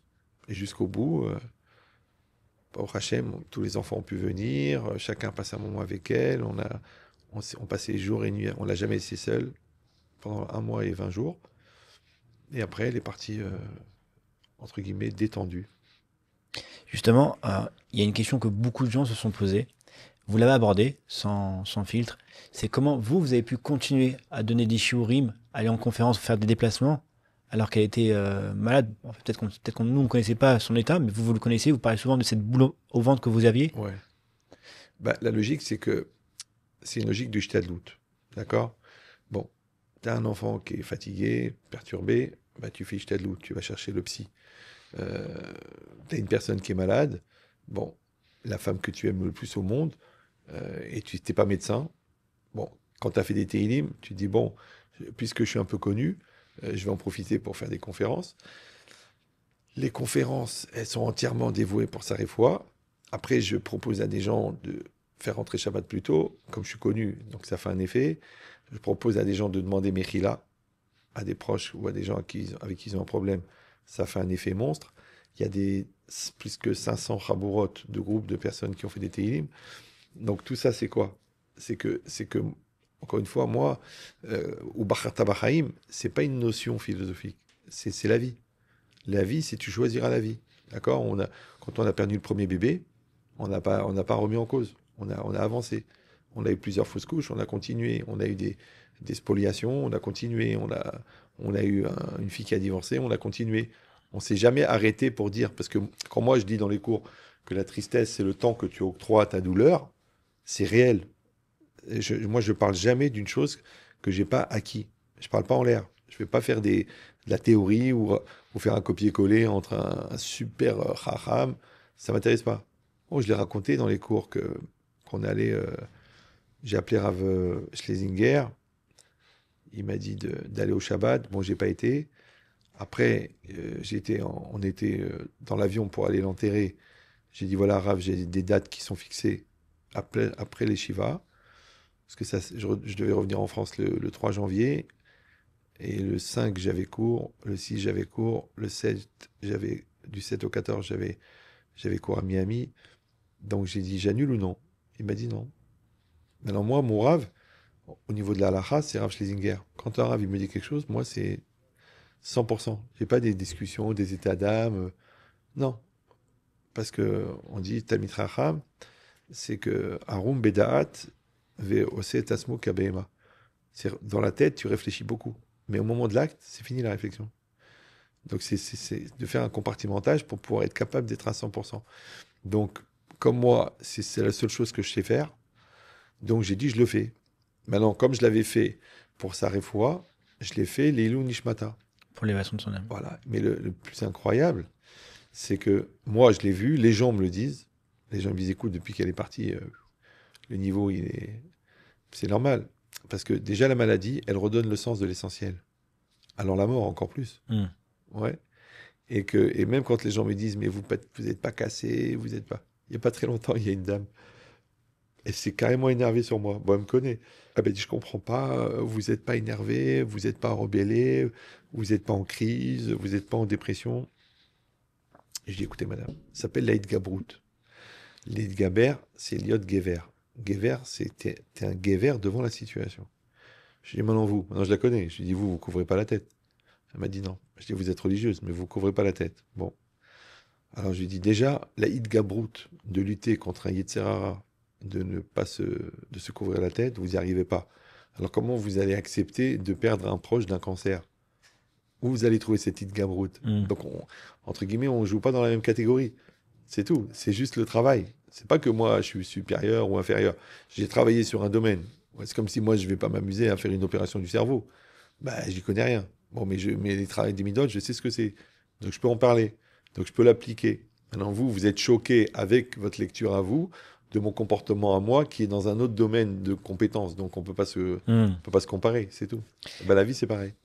Et ça, on faisait très, très attention avec ma femme. Bon, je l'ai dit dans les cours, mais par exemple, on a pu travailler, je sais pas moi, 6 ans sur il n'y a pas de mais. Oui, il n'y a pas de mais. D'accord. La vie, c'est une proposition. Je propose un chinour aux enfants. Je propose une relation à l'autre. Je propose un cours. Maintenant, je ne vais pas m'énerver parce que tu refuses. Parce que sinon, ça veut dire que c'est une imposition. Donc, il y a des milliers de principes comme ça sur lesquels il y a du travail qui a été fait. Moi, perso, je suis très, très nerveux intérieurement. J'ai travaillé 10 ans sur la colère. Mais 10 ans, c'est quelque chose, puisqu'en 17 secondes, je prépare une conférence où tu vas avoir mal à la tête pendant une semaine. Et ça, je peux le faire en 17 secondes. Et je travaille 10 ans. Parce que le travail des midotes, c'est beaucoup plus long que la réflexion. Vous avez dit le jour de son départ une phrase qui était forte, en parlant de la reconnaissance que les gens avaient envers vous. Vous leur avez dit que vous avez fait le kavod à la mauvaise personne. La logique, c'est que, vous savez, il y a un rave, il m'a dit, la femme, c'est écrit dans le passouk, la femme, c'est l'ombre du mari. Je lui ai dit, oui, effectivement, on voit que l'ombre, elle est toujours plus grande que la personne. D'accord? Ça veut dire que moi, au Hachem, je suis la star. Je suis sous les projecteurs, je suis en haut de la scène. Mais si j'avais pas eu une femme qui se sacrifie entièrement, qui accepte tous les enfants, au début, c'était pas facile. Hein. Des fois, elle me disait, écoute, Eria, j'en peux plus. On avait déjà 6 ou 7 enfants et ça sautait en l'air dans toute la maison. Elle était fatiguée, elle avait un ventre comme ça du 8e et elle me disait, rentre à la maison. Et moi, je disais, mon amour, je t'aime, mais je suis au Canada. Le Shabbat, c'est dans 1 heure, ça va être compliqué de trouver un vol. Bon, on avait des blagues comme ça, les deux. Mais ça veut dire, elle a vraiment pris sur elle et elle me disait, mais je fais tout pour que tu aies ta tête libre pour faire l'avoda. Et moi, encore une fois, le principal, comme je l'ai dit, le principal dans ma mission, c'est la tranquillité d'esprit. Je ne peux pas étudier si je ne suis pas tranquille, je ne peux pas enseigner si je ne suis pas tranquille, je ne peux pas écouter les gens si je ne suis pas tranquille, je ne peux pas conseiller les gens si je ne suis pas tranquille, je ne peux pas avoir une inspiration dans les cours ou dans une siyata d'Ishmaya dans les cours et la force. Parce que 300 conférences par an, c'est que tous les matins tu te réveilles, tu ne sais pas dans quelle ville tu es. Faire 6 villes dans la semaine, c'est pas normal. On n'est pas dans une logique de normes. Même mon cardiologue, il m'a dit maximum un voyage international par mois. Je dis ok, et 4 et 5. Il m'a dit non, je ne comprenais pas le gars. Mais l'idée c'est ça. C'est qu'en fait, c'est sa Messirut Nefesh qui a fait que j'ai fait ce que j'ai fait. Pas que j'ai pu faire, que je l'ai fait. D'accord? Ça veut dire qu'on était dans une logique comme ça fusionnelle où elle pouvait compter entièrement sur moi. D'ailleurs, elle a toujours su. En 35 ans de Zikouya Arabim, je lui ai dit, écoute, mon amour, le jour où tu me dis stop, j'arrête. J'ai aucun remords. Je ne vais pas dire non, c'est une misva, Mina Shamaïm, Vous l'avez répété souvent, ça, dans les conférences. Ah, mais quelques années. Non, mais c'est émette. Ouais. Si elle m'avait dit, écoute, Eria, je craque, c'est fini. Il n'y a pas de cibourg, il n'y a pas de mission, il n'y a rien. Pour moi, c'est autant une mitzvah d'aider 20 000 personnes que de m'occuper de ma femme. Il n'y a pas de différence. Vous avez parlé d'elle le jour des Shiva d'une manière pas habituelle. On n'a pas l'habitude d'entendre un Rav parler comme ça, en disant ma chérie, mon amour, etc. Un discours très très Ouais. proche. Ça a touché beaucoup de gens, ça. Il y a eu beaucoup de réactions. C'est la Metsiout. C'est le Hémet. Le Hémet, c'est que tu penses ce que tu penses, tu dis ce que tu penses, et tu fais ce que tu dis. En plus que en fait, le jour de la Levaya, je voulais pas parler. Bon, j'étais tordu dans ma tête, j'étais pas bien, j'ai cassé en quatre. Et un ami à moi, un Rav, il m'a dit, la femme, elle attend le sped de son mari. Donc pour moi, en fait, je parle à ma femme. C'est vous, à titre de voyeurisme, qui avez regardé mes émotions. Mais moi, l'idée, c'était ça. L'idée, c'est je parle de ma femme à ma femme. Et je pense que c'est pour ça que ça touche. Parce que, en fait, comme j'ai dit souvent, pourquoi j'ai des gens très, très, très, très religieux, des Talmidei Chachamim, des Rabbanim, qui écoutent les cours, et des gens très, très éloignés et qui écoutent les cours. En fait, la logique, c'est qu'il y a une longueur d'onde de l'essentialité. Quand on est dans l'essentialité, tout le monde est touché. Tout le monde à n'importe quel niveau et tout le monde à n'importe quel âge. C'est que chacun, il sent que le discours il est pour lui. Parce que les goûts et les couleurs, c'est sur la face superficielle. On est tous différents. Mais à l'intérieur, on est tous pareils. Donc si on arrive à trouver la longueur d'onde de l'essentialité, d'accord, si ta longueur d'onde à toi, c'est 104, l'autre c'est 102, l'autre c'est 106, 123.5, il y a une longueur d'onde commune. Quand tu arrives dans la longueur d'onde commune, tout le monde est touché. Et ça fait l'effet. D'accord? Et ben de la même manière, si tu le fais dans une conférence, et pour moi, il n'y a pas deux conférences. Ouais, il y a la vie. Maintenant, la conférence, c'est un continuum de la vie. Quand moi je parle comme à mes enfants. Quand quelqu'un m'appelle, une fille qui m'appelle, une femme qui m'appelle, je lui dis, vous êtes ma fille. Je lui parle comme ça. Je lui dis, écoute, moi je te dis, ce gars-là, il est toxique, faut le quitter. Comme si elle avait me répondre, merci papa. D'ailleurs, quand j'ai sauvé un couple et qu'il me présente les 5 enfants, il me dit, Rav, c'est vos enfants parce qu'on devait divorcer. Donc mais je pense que ça ne peut pas fonctionner autrement. Et justement, par rapport à ce que vous venez de dire, Rav, à travers vos cours et vos conférences, vous transmettez beaucoup de messages. Ouais.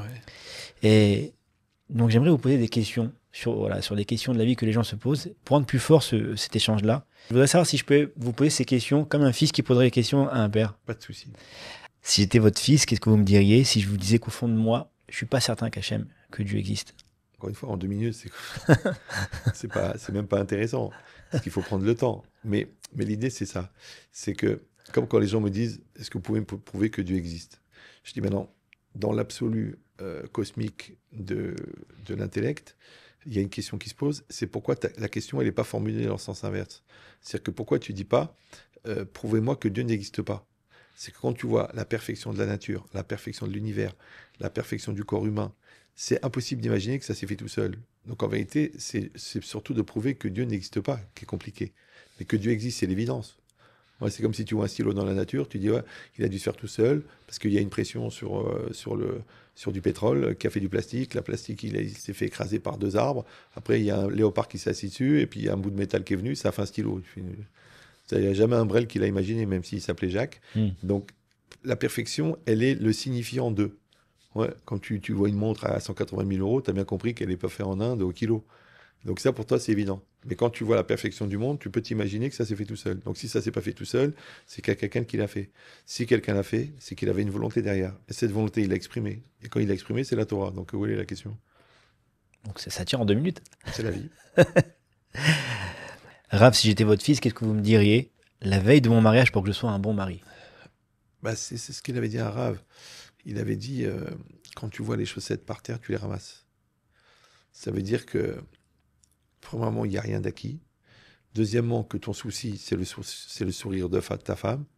Et que de savoir que ce sourire, c'est une dynamique. C'est-à-dire de faire plaisir, d'aider l'autre à exister, de ne pas la coincer, de ne pas l'angoisser, d'être généreux, d'être positif, d'être investi. D'ailleurs, il y a une anecdote sympathique, c'est que au début du mariage, ma femme, elle m'a dit, t'es pas très cadeau.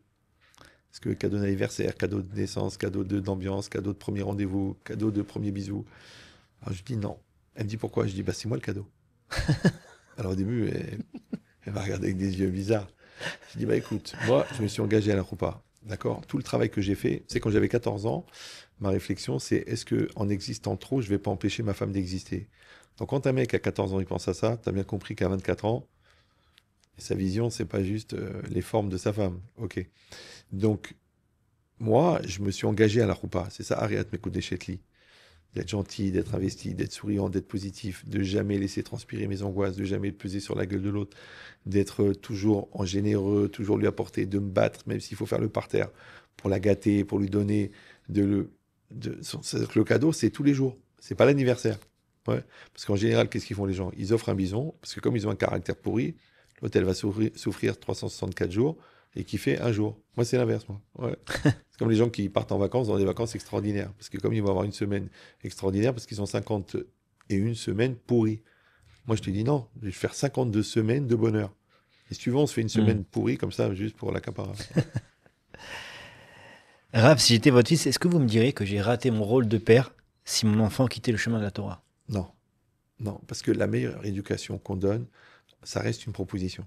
Ça, rien que ça, la notion de proposition, c'est 5-6 ans de travail. C'est-à-dire qu'on est dans une logique de proposition. Comme Hachem, il nous fait une proposition. Il ne faut jamais oublier que Yitzhak et Rivka, qui étaient deux énormes tzadikim, ils ont eu un enfant qui s'appelait Esav.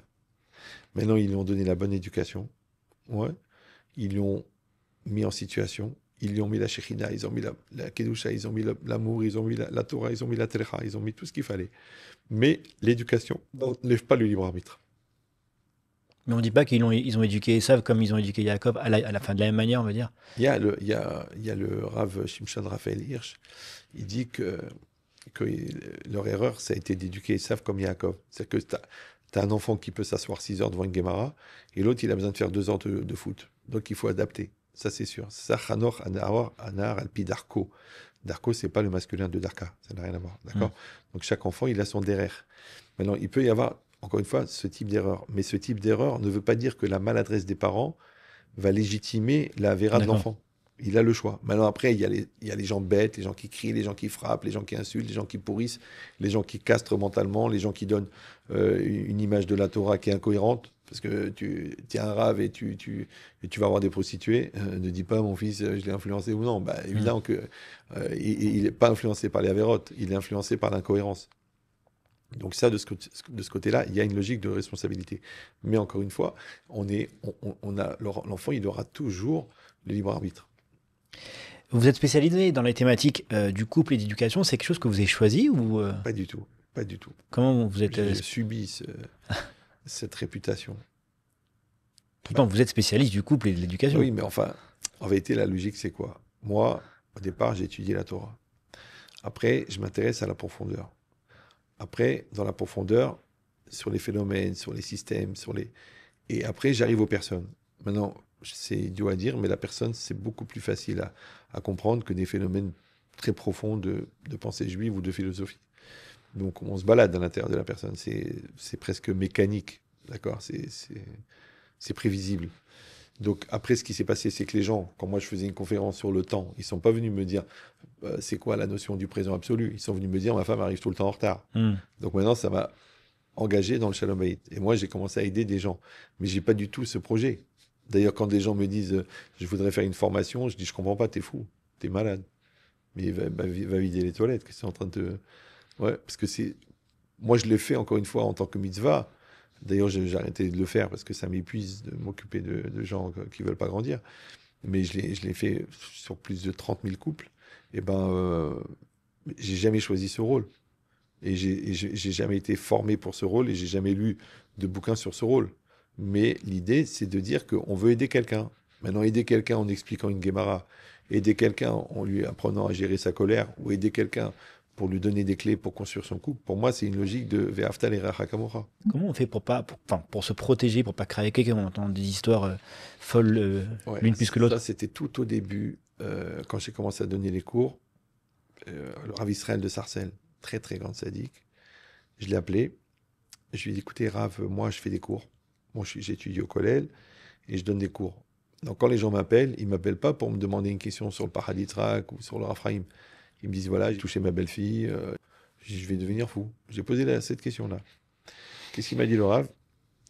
C'est là que tu vois le vrai Chacham. C'est quelqu'un qui a un chidouche, un koach chidouche dans la sagesse. C'est pas quelqu'un qui va te faire un copier-coller d'un truc qu'il a lu quelque part. Il m'a dit, eh ben, c'est comme une Gemara. Il y a des Gemarotes qui sont très choquantes. Par exemple, la Gemara, elle dit Asara chez Alchou Alisha Achat. Il y a 10 hommes qui ont été sur une femme. Ouais.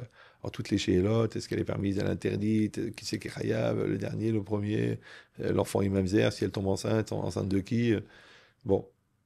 Il me dit quand tu réfléchis, tu n'as pas d'image dans la tête. Il n'y a pas de connotation bizarre. Et surtout, tu n'es pas impacté, parce que c'est un cas. Il m'a dit, bah, c'est pareil, toi, tu dois donner juste la sensibilité qu'il faut pour comprendre le cas. Tu réponds selon ta chorma, et surtout, il m'a dit surtout, après, tu fermes la Gemara. Tu fermes la Gemara. Voilà. Alors que si on n'est pas capable de compartimenter et qu'on commence à se prendre la tête, là, il y a un danger. Mais c'est pas différent quand on lit une Gemara et quand on a un couple en face de nous qui nous raconte des histoires Encore une fois, folles. c'est la synthétisation. Tu synthétises. Et ça, c'est ce qu'on fait dans la Gemara, c'est ce qu'on fait dans le Tosfot, c'est ce qu'on fait dans le Ran. Tu synthétises. Et ben c'est pareil. Moi, quand je regarde un couple, je ne regarde pas des personnes. J'essaye de capter le Yetzirah de chacun, l'immaturité de chacun, la capacité à maîtriser ou non, l'espoir, la volonté d'amélioration. C'est ça que je regarde.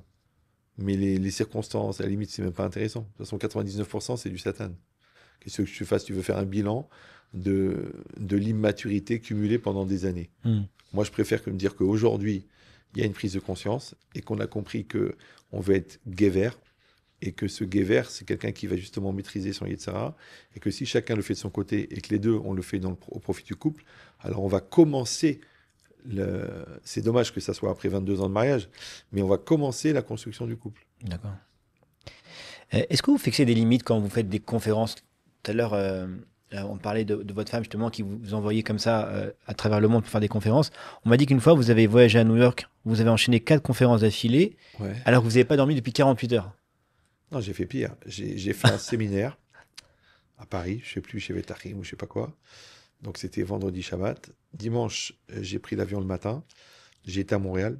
Je suis arrivé à midi. J'ai fait cours de 2h à 4h. J'ai bien coca. J'ai refait cours de 4h15 à 6h. Je suis reparti à l'aéroport. J'ai pris l'avion, je suis retourné à Paris. Je suis arrivé le matin. Donc le jour même, j'ai fait l'aller-retour Paris-Montréal. Je suis arrivé le matin à Paris. J'ai été à la maison, j'ai fait la prière. Après, j'ai été à la gare de Lyon. J'ai pris le train, j'ai été à Aix-les-Bains. J'ai fait un cours. L'après-midi aux filles. Après, j'ai dormi 1 heure. Le soir, j'ai fait cours. Je suis rentré à Paris. Et le lendemain, je suis parti à Londres. J'ai fait cours à Londres. Et le lendemain, j'ai fait cours du mardi. Donc, et ça peut durer des jours et des jours et des D'accord, mais jours. comment on tient le coup physiquement, psychologiquement? Bah, je pense que 90%, c'est Siata Dishmaya. Après, les 10% qui restent, bah, c'est avoir une gestion. C'est-à-dire, quand tu dors, tu dors. Quand tu manges, tu manges. Quand tu es fatigué, tu es fatigué. Tu as le droit de dire, je suis fatigué, je vais dormir. Et qui dit, oui, mais je vais divorcer. Mazal Tov, moi, je vais dormir. Ouais, faut être capable. C'est-à-dire, encore une fois, c'est de la discipline. Mais c'est sûr qu'il y a une logique que c'est comme un sportif de haut niveau. Mais seulement qu'il y a une logique qui n'est pas logique. Ça veut dire qu'il y a une Siyata Dishmaya qui n'est pas normale. Sur quand tu as fait 12 heures d'avion pour aller à Los Angeles, que tu as 9 heures de décalage et que tu démarres un cours pour toi à 6h30 du matin, après 24 heures en tout, c'est pas normal de faire un cours profond. Tu vas raconter des histoires, tu fais des blagues, et encore, il faut avoir la réactivité. Ça, c'est comment avoir la C'est tête le bon claire. Dieu, ça. Ça, c'est le sroud du Tzibour. Je dis, j'ai même pas de fierté puisque je vois que je suis spectateur du miracle journalier. C'est un truc qui est pas normal. On n'est pas dans la logique de normes. Moi, je parle avec des conférenciers, même des goïms. Il m'a dit, écoute, j'en fais 2 par mois, je suis épuisé. Pas une par jour. Faites 250 000 km par an. Ça n'a aucun sens. Plus que le taxi qui m'a amené. Il y a un truc qui est pas normal. Mais encore une fois, j'ai pas d'orgueil de ça parce que moi, je me suis conditionné à être une machine. Et c'est ça je le vis comme ça. Et comme elle le faisait à 100% par rapport à la famille, moi, je le fais à 100% par rapport au clan d'Israël. Et d'ailleurs, je l'ai dit au cours. J'ai dit quand j'allais au Canada ou à Los Angeles, les gens me disent, ah, on vous fait visiter la ville et tout. Et je pouvais pas. Je dis, je peux pas. Je peux pas faire bitoul Torah sur le compte de ma femme qui est en train de crever avec 13 gosses. Je peux pas. Je le fais pas. Je reste à la maison, je me prépare, je dors, je lis mon cours. Je ne vais pas aller faire du tourisme. C'est une logique de respect mutuel. On entend beaucoup de gens qui ont des métiers, qui parcourent le monde, qui sont quasiment jamais à la maison. Ça finit en général, c'est ce qu'eux qu'ils disent, ça finit par un divorce, par un écart avec les enfants. Ouais. On a entendu comment vous avez parlé de votre femme, le rapport qu'elle avait avec vous, avec elle, pardon. On a parlé beaucoup avec vos enfants. Ouais. Ils nous décrivent un papa hyper proche, Ouais, un papa qui bricole, ouais. un papa qui chante, un papa qui est beaucoup à l'écoute, qui les serre dans les bras en parlant arabe. Voilà. En fait, comment on fait pour être aussi proche de ses enfants quand on n'est pas souvent à la maison? Ben, c'est la logique de quantité et de qualité. C'est-à-dire qu'il y a beaucoup de voyages, d'accord? Mais par exemple, au départ, pendant les 10 premières années, je n'ai pas voyagé. Je suis un peu malin quand même, il faut construire ton couple avant de partir. Après, je faisais toujours attention, entre 5h et 8h, d'être à la maison. C'est les heures cruciales pour les enfants. C'est que c'est moi qui les accueillais, je les aidais pour les devoirs, et c'est moi qui les mettais au lit, je racontais l'histoire, et à 8h, je partais pour aller faire la conférence quand c'était à Paris. Après, quand je suis là, je suis là. Je ne suis pas au téléphone, je ne suis pas à l'ordinateur, je ne suis pas en train de regarder les messages, je suis avec eux. Après, ce truc de chanter en arabe, c'est parce que quand je suis heureux, je chante en arabe. Bon, ben, c'est parce que j'ai grandi dans une ambiance des musiques arabes que mon père mettait quand j'étais petit. Donc, je les prends dans mes bras, je les embrasse tous, parce que mon père ne m'embrassait jamais. Donc, moi, je fais le contraire. Mon Rav, il disait pas bonjour en rentrant dans un cours. Moi, je serre la main à tout le monde, enfin, au cours du mardi. Ça veut dire que j'ai fait des logiques comme ça de compensation, parce que je savais que c'était éprouvant. Et moi-même, j'entends des gens qui me disent chef d'entreprise, je suis jamais là et tout. Donc, j'ai tout fait pour compenser par l'intensité et la qualité, d'accord? Et puis aussi dans la nature du rapport. C'est-à-dire toujours de rigoler, toujours d'être sympathique, toujours d'envoyer des blagues et de faire des enseignements. Et puis il faut savoir que chaque Dvar Torah, le Shabbat, je les ai saoulés. Ça veut dire qu'en fait, ils avaient une conférence par repas. Bon, ça durait 10 minutes, 20 minutes. Mais même ma femme, il me dit. Ouais, mais il n'empêche que quand le gosse il arrive à 17 ans à la yeshiva et que son rave m'appelle pour me dire écoute, ton fils il est plus mature que moi, j'ai compris que le travail il a été fait. Donc encore une fois, c'est une logique d'investissement. J'aimerais qu'on parle de votre style. Le rave cool, le rave qui balance des vannes en plein cours. C'est quoi l'humour? C'est une stratégie pour faire passer des messages sérieux? C'est votre nature, on m'a dit déjà à la base, vous êtes quelqu'un de marrant. Déjà, je suis génétiquement modifié, parce que mon grand-père avait de l'humour, ma mère a de l'humour, et moi j'ai de l'humour. Bon, ça, je peux rien faire. Et à part ça, que étant donné que, en fait, le cours, mais encore une fois, c'était pas une stratégie, c'est venu de manière intuitive, que quand on a 1h30 à faire tenir des jeunes, puisque au départ c'était des jeunes qui ont une capacité de concentration de 4 minutes, donc c'est seulement une question de rythme, d'accord, comme une musique. Ouais. C'est-à-dire qu'il y a 4 cours en fait. Il y a le cours Torah, le message philosophique qui est le même, mais dans des mots de philosophie, le psychologique, c'est-à-dire développement personnel et tout, et la blague. Maintenant, il y a des gens qui vont capter le côté philo, des gens qui vont capter le côté psycho, des gens qui vont capter le côté chidouche, d'accord? Une fois, Rav Ramou, justement, il a écouté un cours, il m'a dit, dans ton cours, il y a 180 pages de Rav Dessler. Il m'a dit, est-ce que les gens, ils se rendent compte? Ouais. Et d'un autre côté, t'en as qui te disent, oh là là, qu'est-ce qu'on s'est plié, on a pleuré de rire. Une fois, j'ai fait un cours sur Kippour, j'étais jeune, hein.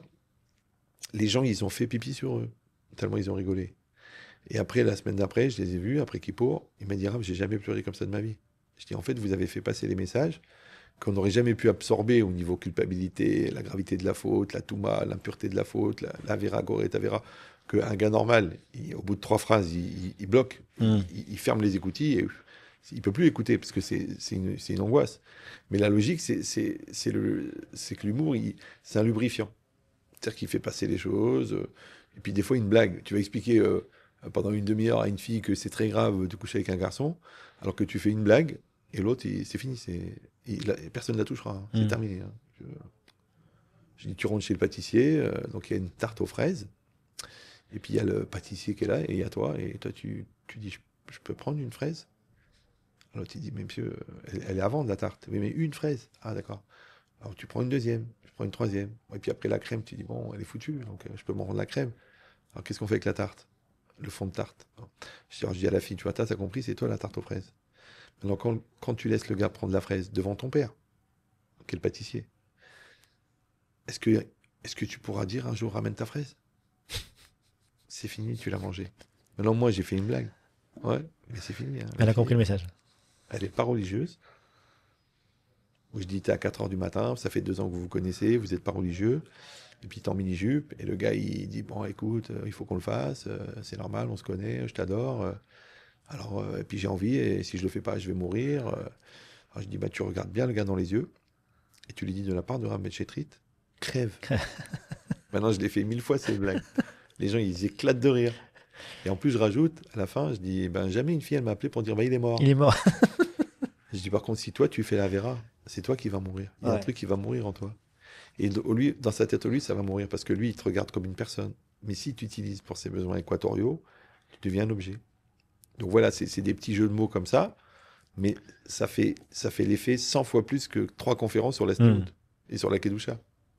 Dans vos cours, vous citez souvent des sources, mais dans tous les sens, littérature, médecine, physique, etc. D'où vous avez toutes ces connaissances? Bah, en fait, souvent, c'est une question qu'on se pose sur... ouais, c'est logique. Ouais. D'où il connaît tout ça? En fait, moi, j'ai une exploitation de la connaissance qui est faite sur un mode talmudique. Un jour, pour m'amuser, à l'époque, il y avait la navette Air France. Ouais. Et ils donnaient des journaux gratuits pour lancer des journaux. Il y avait un journal qui s'appelait Action commerciale. Donc moi, je prends le journal, je le lis. Enfin, je lis 5-6 articles dedans. J'avais 1 heure d'avion. J'arrive le soir à Paris. Et le soir, il y a un rabat qui a organisé un cours dans un showroom qu'avec des chefs d'entreprise. Il me dit, tu fais un cours sur la prière. Moi, je commence à faire le cours de la prière, je vois qu'ils dorment. Donc, qu'est-ce que je fais? J'ai fait un cours d'action commerciale. Mais j'ai parlé d'action commerciale pendant 1 heure et demie.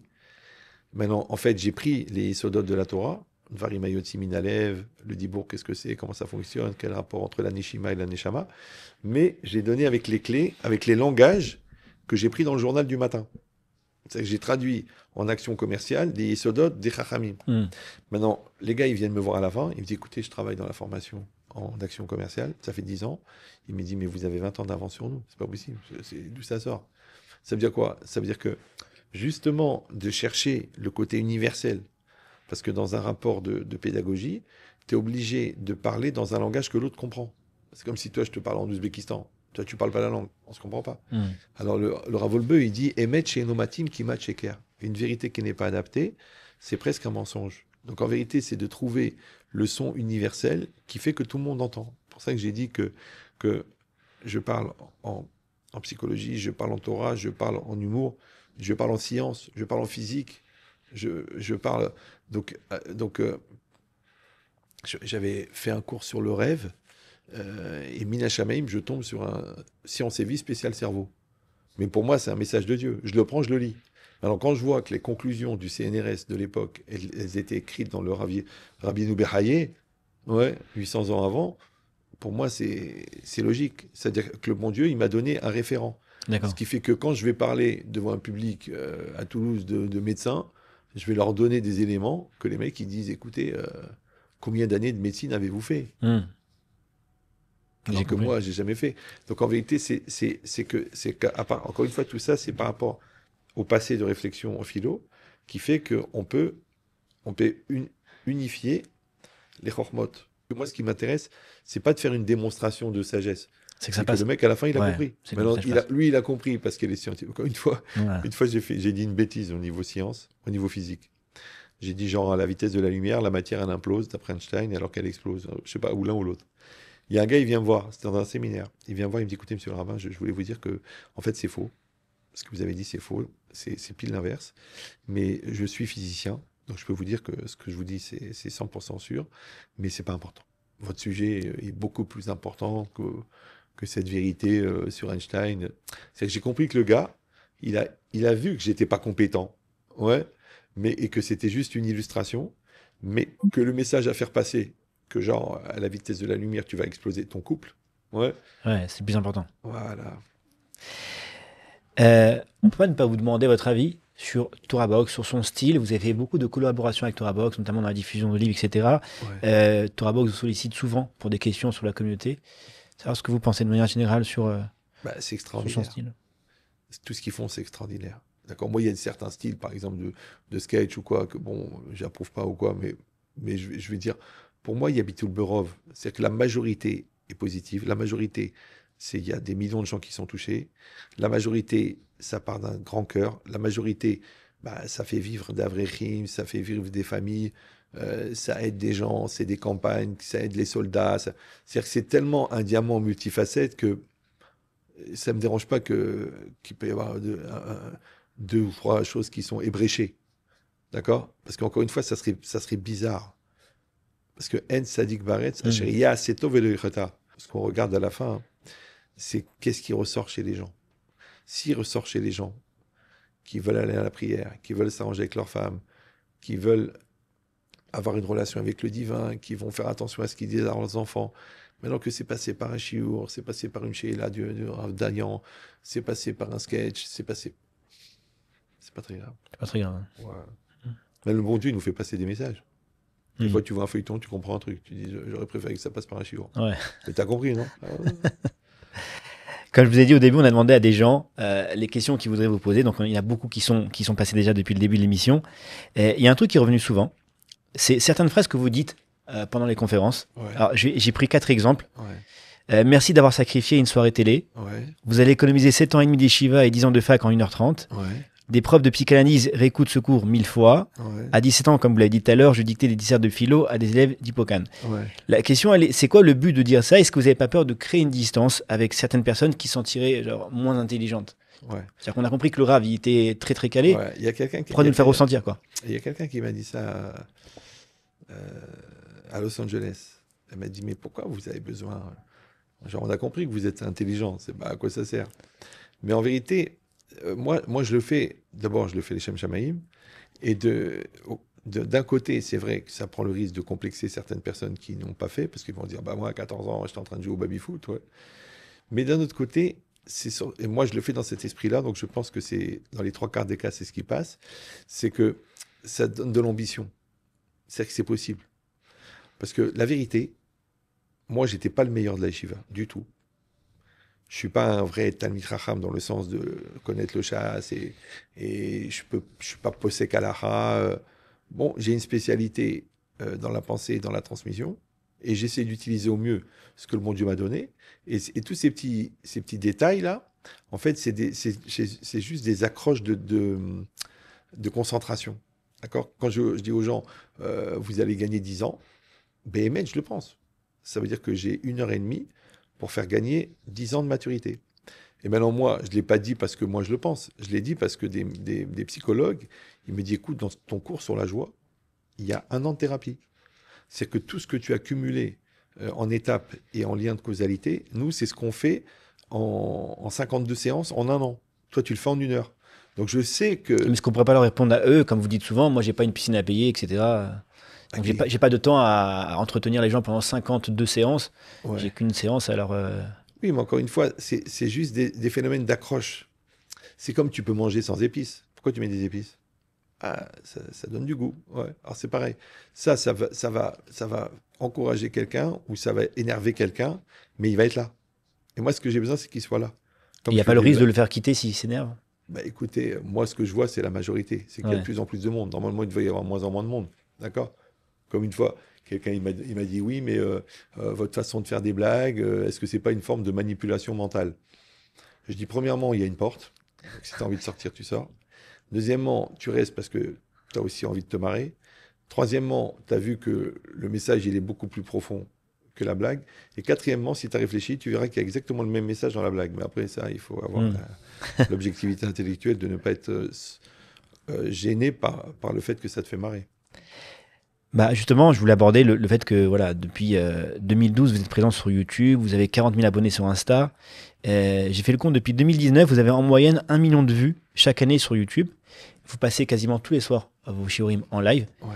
Est-ce que vous regardez les commentaires des gens, les réactions, etc. Des fois, les gens vous posent des questions même dans les commentaires. Est-ce qu'il y a un retour? J'ai pas le temps. Ou est-ce que vous prenez ça en compte? Si par exemple, ça a blessé quelqu'un ou si ça... Comme c'est du live, on se dit, bon, des fois... Ouais, mais... Je parlais à un certain public et puis c'est un autre public qui regarde la vidéo. J'ai beaucoup de non-juifs, j'ai beaucoup d'arabes. Une fois, j'ai fait une blague, j'ai dit, il y a tellement d'arabes qui regardent les cours, je suis tenté de créer une mosquée. Mais il y a une femme qui m'a écrit, sachez qu'on est des centaines, le jour où vous faites une mosquée, elle est pleine. Mais direct, Madame Abdelkader. Donc, bon, ça ne me dérange pas. Mais la logique, c'est quoi? c'est que, encore une fois, il y a assez tov. C'est-à-dire, le live, c'est des risques. Vous savez, moi, quand j'ai commencé à donner des cours, le Rav, il m'a envoyé, j'ai été. Bon, après, j'ai parlé avec des copains à moi de la yeshiva. Ils m'ont dit, tu sais, le Rav, et oui, ils étaient beaucoup plus forts que moi. Le Rav, il nous a demandé avant toi. On n'a pas voulu le faire. Maintenant, moi, comment je suis devenu Rav Ben Chetrit? Vous savez comment? Parce que j'ai pas osé dire au Rav, non. Je sais pas, moi, dire non à un Rav. Le Rav, il me dit, vas-y. Il me dit, lave les toilettes, je lave les toilettes. Je sais pas dire non. C'est le kavod des chachamim qu'on a appris de nos parents. Donc, en fait, comme j'ai pas dit non, eh ben, j'ai été. Quand j'ai été, je me suis confronté. Comme je suis confronté, eh ben, j'ai évolué et j'ai grandi et j'ai développé et j'ai compris.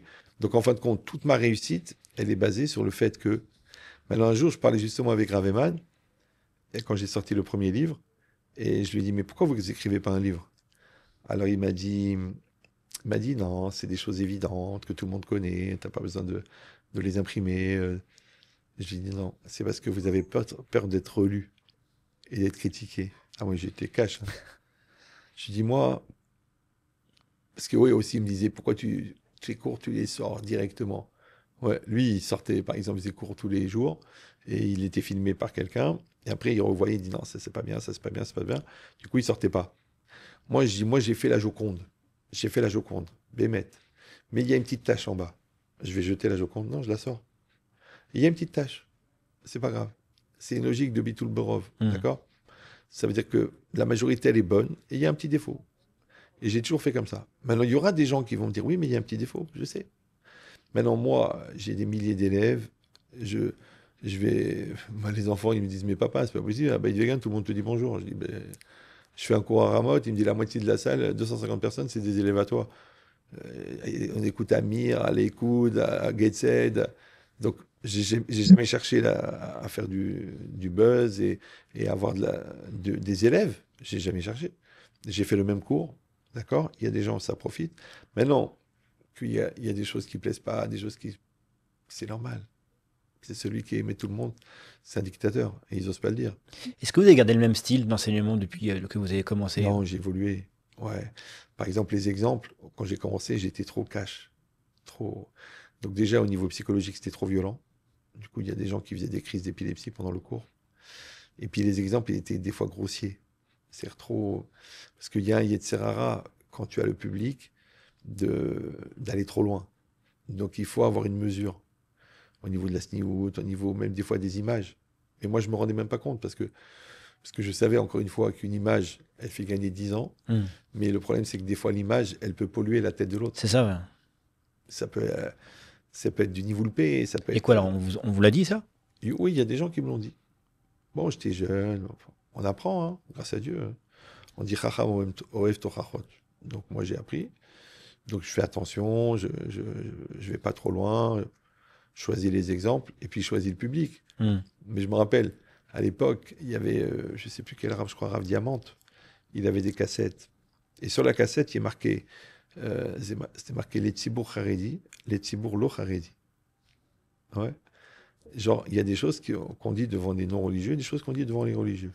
Comme moi, je parle à des jeunes, je parle à des vieux. Maintenant, le problème, c'est que ce qui réveille les jeunes, ça choque les vieux. Ouais. Donc, qu'est-ce que tu fais avec un public mixte? Ouais. Ce qui réveille les non-religieux, ça choque les religieux. Sauf les religieux qui sont objectifs. C'est que moi, les rabbinim, ça, j'ai une anecdote de malade mental. Il y a à Bnei Brak, il y a un dayan, très zaken, très chazonishtik, très très très religieux. Et sa femme, elle adore mes cours. Mais elle aussi, c'est genre les Bnei Brak noirs. Et elle rencontre ma sœur qui habite à Bnei Brak. Elle lui dit, oh là là, j'adore les cours de votre frère. Alors ma sœur, elle lui dit, mais vous n'êtes pas gêné un peu par le style, par les blagues? Elle dit non. Elle dit, premièrement, tout ce qu'il dit, c'est émettre. Deuxièmement, c'est très profond. Et troisièmement, on sait à qui il s'adresse. Donc, si je vois Einstein qui est en train de parler avec un enfant de 8 ans, je dis pas il est nul. Non, je dis, bon, il parle à un enfant de 8 ans. Donc, moi, je parle à des non-religieux. Je parle à Bnei Brak, dans un collège. Le lendemain, je parle à Tel Aviv. Après, le lendemain, je parle à des classes de terminale. Après, le lendemain, je parle à Nice, où il y a une majorité de personnes plus âgées. Après, je pars à Paris, à des élèves de HEC, de Mathsup, Mathsp. Je ne peux pas parler de la même manière. c'est impossible. Maintenant, le problème, c'est que comme tous les cours sont enregistrés, donc si la personne ne se remet pas dans le contexte de dire attention, d'ailleurs, des fois, je marque un public non juif, je marque un public jeune, un public d'étudiants, je marque dans une école de jeunes filles religieuses, je marque pour que les gens ils comprennent. Mais le message, il reste le même. C'est la manière qui change. Après, il faut du lekaf zochout. Maintenant, qu'est-ce que je vais faire? Si on plaît pas à tout le monde, je dis c'est un bon signe. On voit beaucoup de rabbins qui font des vidéos, des shorts, des TikTok. Ouais. Vous avez gardé le format long de 2 heures. Ouais, ça vous a jamais tenté de faire du format court? Si, je le fais, mais on m'a beaucoup reproché ça. Ah ouais? Mais encore une fois, moi, je cherche pas à faire de l'ambiance, je cherche pas à faire du buzz, je cherche pas à faire des 5 millions et des 6 millions de vues. Moi, j'ai un travail pédagogique. Donc, comme des fois à la fin d'un cours, quelqu'un me dit « Bon, mais Rav, en une phrase ». Je dis « Mais si je pouvais le dire en une phrase, je parlerais pas pendant 1h30 ». C'est-à-dire que l'heure et demie, c'est un protocole, c'est un process. C'est-à-dire que les gens, ils font en parallèle de ce que je raconte. Ce que je raconte, c'est la trame, mais le process d'évolution, il se fait à l'intérieur de la tête. Et ça prend du temps. Ouais. Maintenant, tu veux le faire en short, tu peux le faire aussi en slip. Ouais. Mais le problème, c'est que moi, j'ai un format pédagogique. J'ai pas un format de lanceur d'alerte. D'accord ? J'ai pas un format de dire une phrase qui va accrocher ou de raconter une histoire qui est choquante. C'est un autre format. Bon. Même moi, dans les mariages, les gens me le disent. Maintenant, je le fais. Le Rav, il me dit, écoutez, on a 3 minutes, je parle 3 minutes. Mais le problème, c'est qu'il me dit, oui, mais en 3 minutes, vous avez dit ce que l'autre, il a dit en 3 quarts d'heure. Parce que je sais concentrer, je sais le faire. Mais encore une fois, au niveau pédagogique, c'est pas tellement intéressant. Parce que c'est comme l'œil, il voit pas plus que 24 images par seconde. Donc le cerveau, il va pas absorber plus de 3 idées par minute. C'est impossible. Mais moi, je fais 8 idées par minute. C'est pour ça que je dis aux gens, sachez que le cours, il faut le réécouter, il faut le mettre entièrement par écrit, phrase par phrase. Et après, il faut le diviser en 12 séquences. Et après, il faut pratiquer chaque séquence pendant 1 mois pour que dans 1 an, vous me dites, j'ai compris le cours. Mais quand je dis ça, j'exagère pas. Je ne suis pas en train de faire des... C'est-à-dire que j'ai des psychologues qui ont écrit un bouquin entier sur un cours. Vous voulez qu'on applique ce que vous avez appliqué avec le Rav Yeman à l'époque? Oui. C'est-à-dire que vous avez écrit vos cours, vous avez travail. retravaillé derrière. Mais bien sûr, c'est que le travail. Comme dans tout, comme dans le Shalom Bayit, c'est que le travail. L'éducation, c'est que le travail. La Avodat Hashem. La Emouna, il dit Avoda, il dit Rav Dessler, Emouna, c'est Avodat Midit. Il faut arrêter de croire que parce que tu as mis une kippa sur la tête et que tu fumes que 1 joint par semaine, kol hakavod, bravo, que ça y est, tu as fait tchouva. Non, la tchouva, c'est toute la vie. Maintenant, il y a la teshuvah d'arrêter le cochon, et après, il y a la teshuvah d'améliorer le rapport avec le divin qui émet, et après, il y a la teshuvah de la kavana que tu as pendant que tu fais le kiddush. C'est des teshuvot, trucs. Donc, au niveau du format du cours, moi, la vérité, ça ne me dérange pas, d'accord? Et Baruch Hashem, dans les statistiques Google, on a 1 heure en moyenne, ce qui est énorme, 1 heure. Les gens, ils ont... Au bout de 5 minutes, ils zappent, ça reste 1 heure. Donc après, ça j'ai dit, c'est dans la façon de transmettre et dans le rythme qui est dans le cours. Et pour vraiment les cours, j'ai un webmaster qui prend des phrases et qui les met, des trucs qui fabrique du cours avec le long. C'est vrai. Mais moi, mon format à moi, c'est le long. C'est le long. Ça ne me sert à rien de faire. Il y a des gens qui savent faire du cours et qui fassent du cours. Et moi, je fais du long et c'est du long. Rav, merci beaucoup. Merci à vous. D'être venu. Ça fait 35 ans que vous enseignez. Vous avez à votre actif des milliers et des milliers de gens qui ont fait Teshuvah. Qu'est-ce qu'on peut vous souhaiter pour les 35 prochaines années? En vérité, ce que je me souhaite, c'est la santé. Amen. Et aussi de continuer mon vrai combat, qui est de ne pas tomber dans le piège du discours. C'est-à-dire de ne pas devenir un spécialiste, de garder le même trac avant chaque enseignement, de prier avant chaque cours, c'est-à-dire de garder et d'aller de plus en plus dans la spontanéité de l'essentiel. Qu'on continue à vous voir amen, et à écouter vos enseignements. Une grande réussite pour Torah Box, bonne continuation. Amen. Et aussi à Benjamin, on est de la même ville, peut-être qu'on a vu le même Moël aussi. Ouais, c'est possible. Donc ce serait pour couper court à la discussion. Merci beaucoup. Merci à vous d'avoir suivi cette émission et on vous dit à très bientôt sur Torah Box. Merci.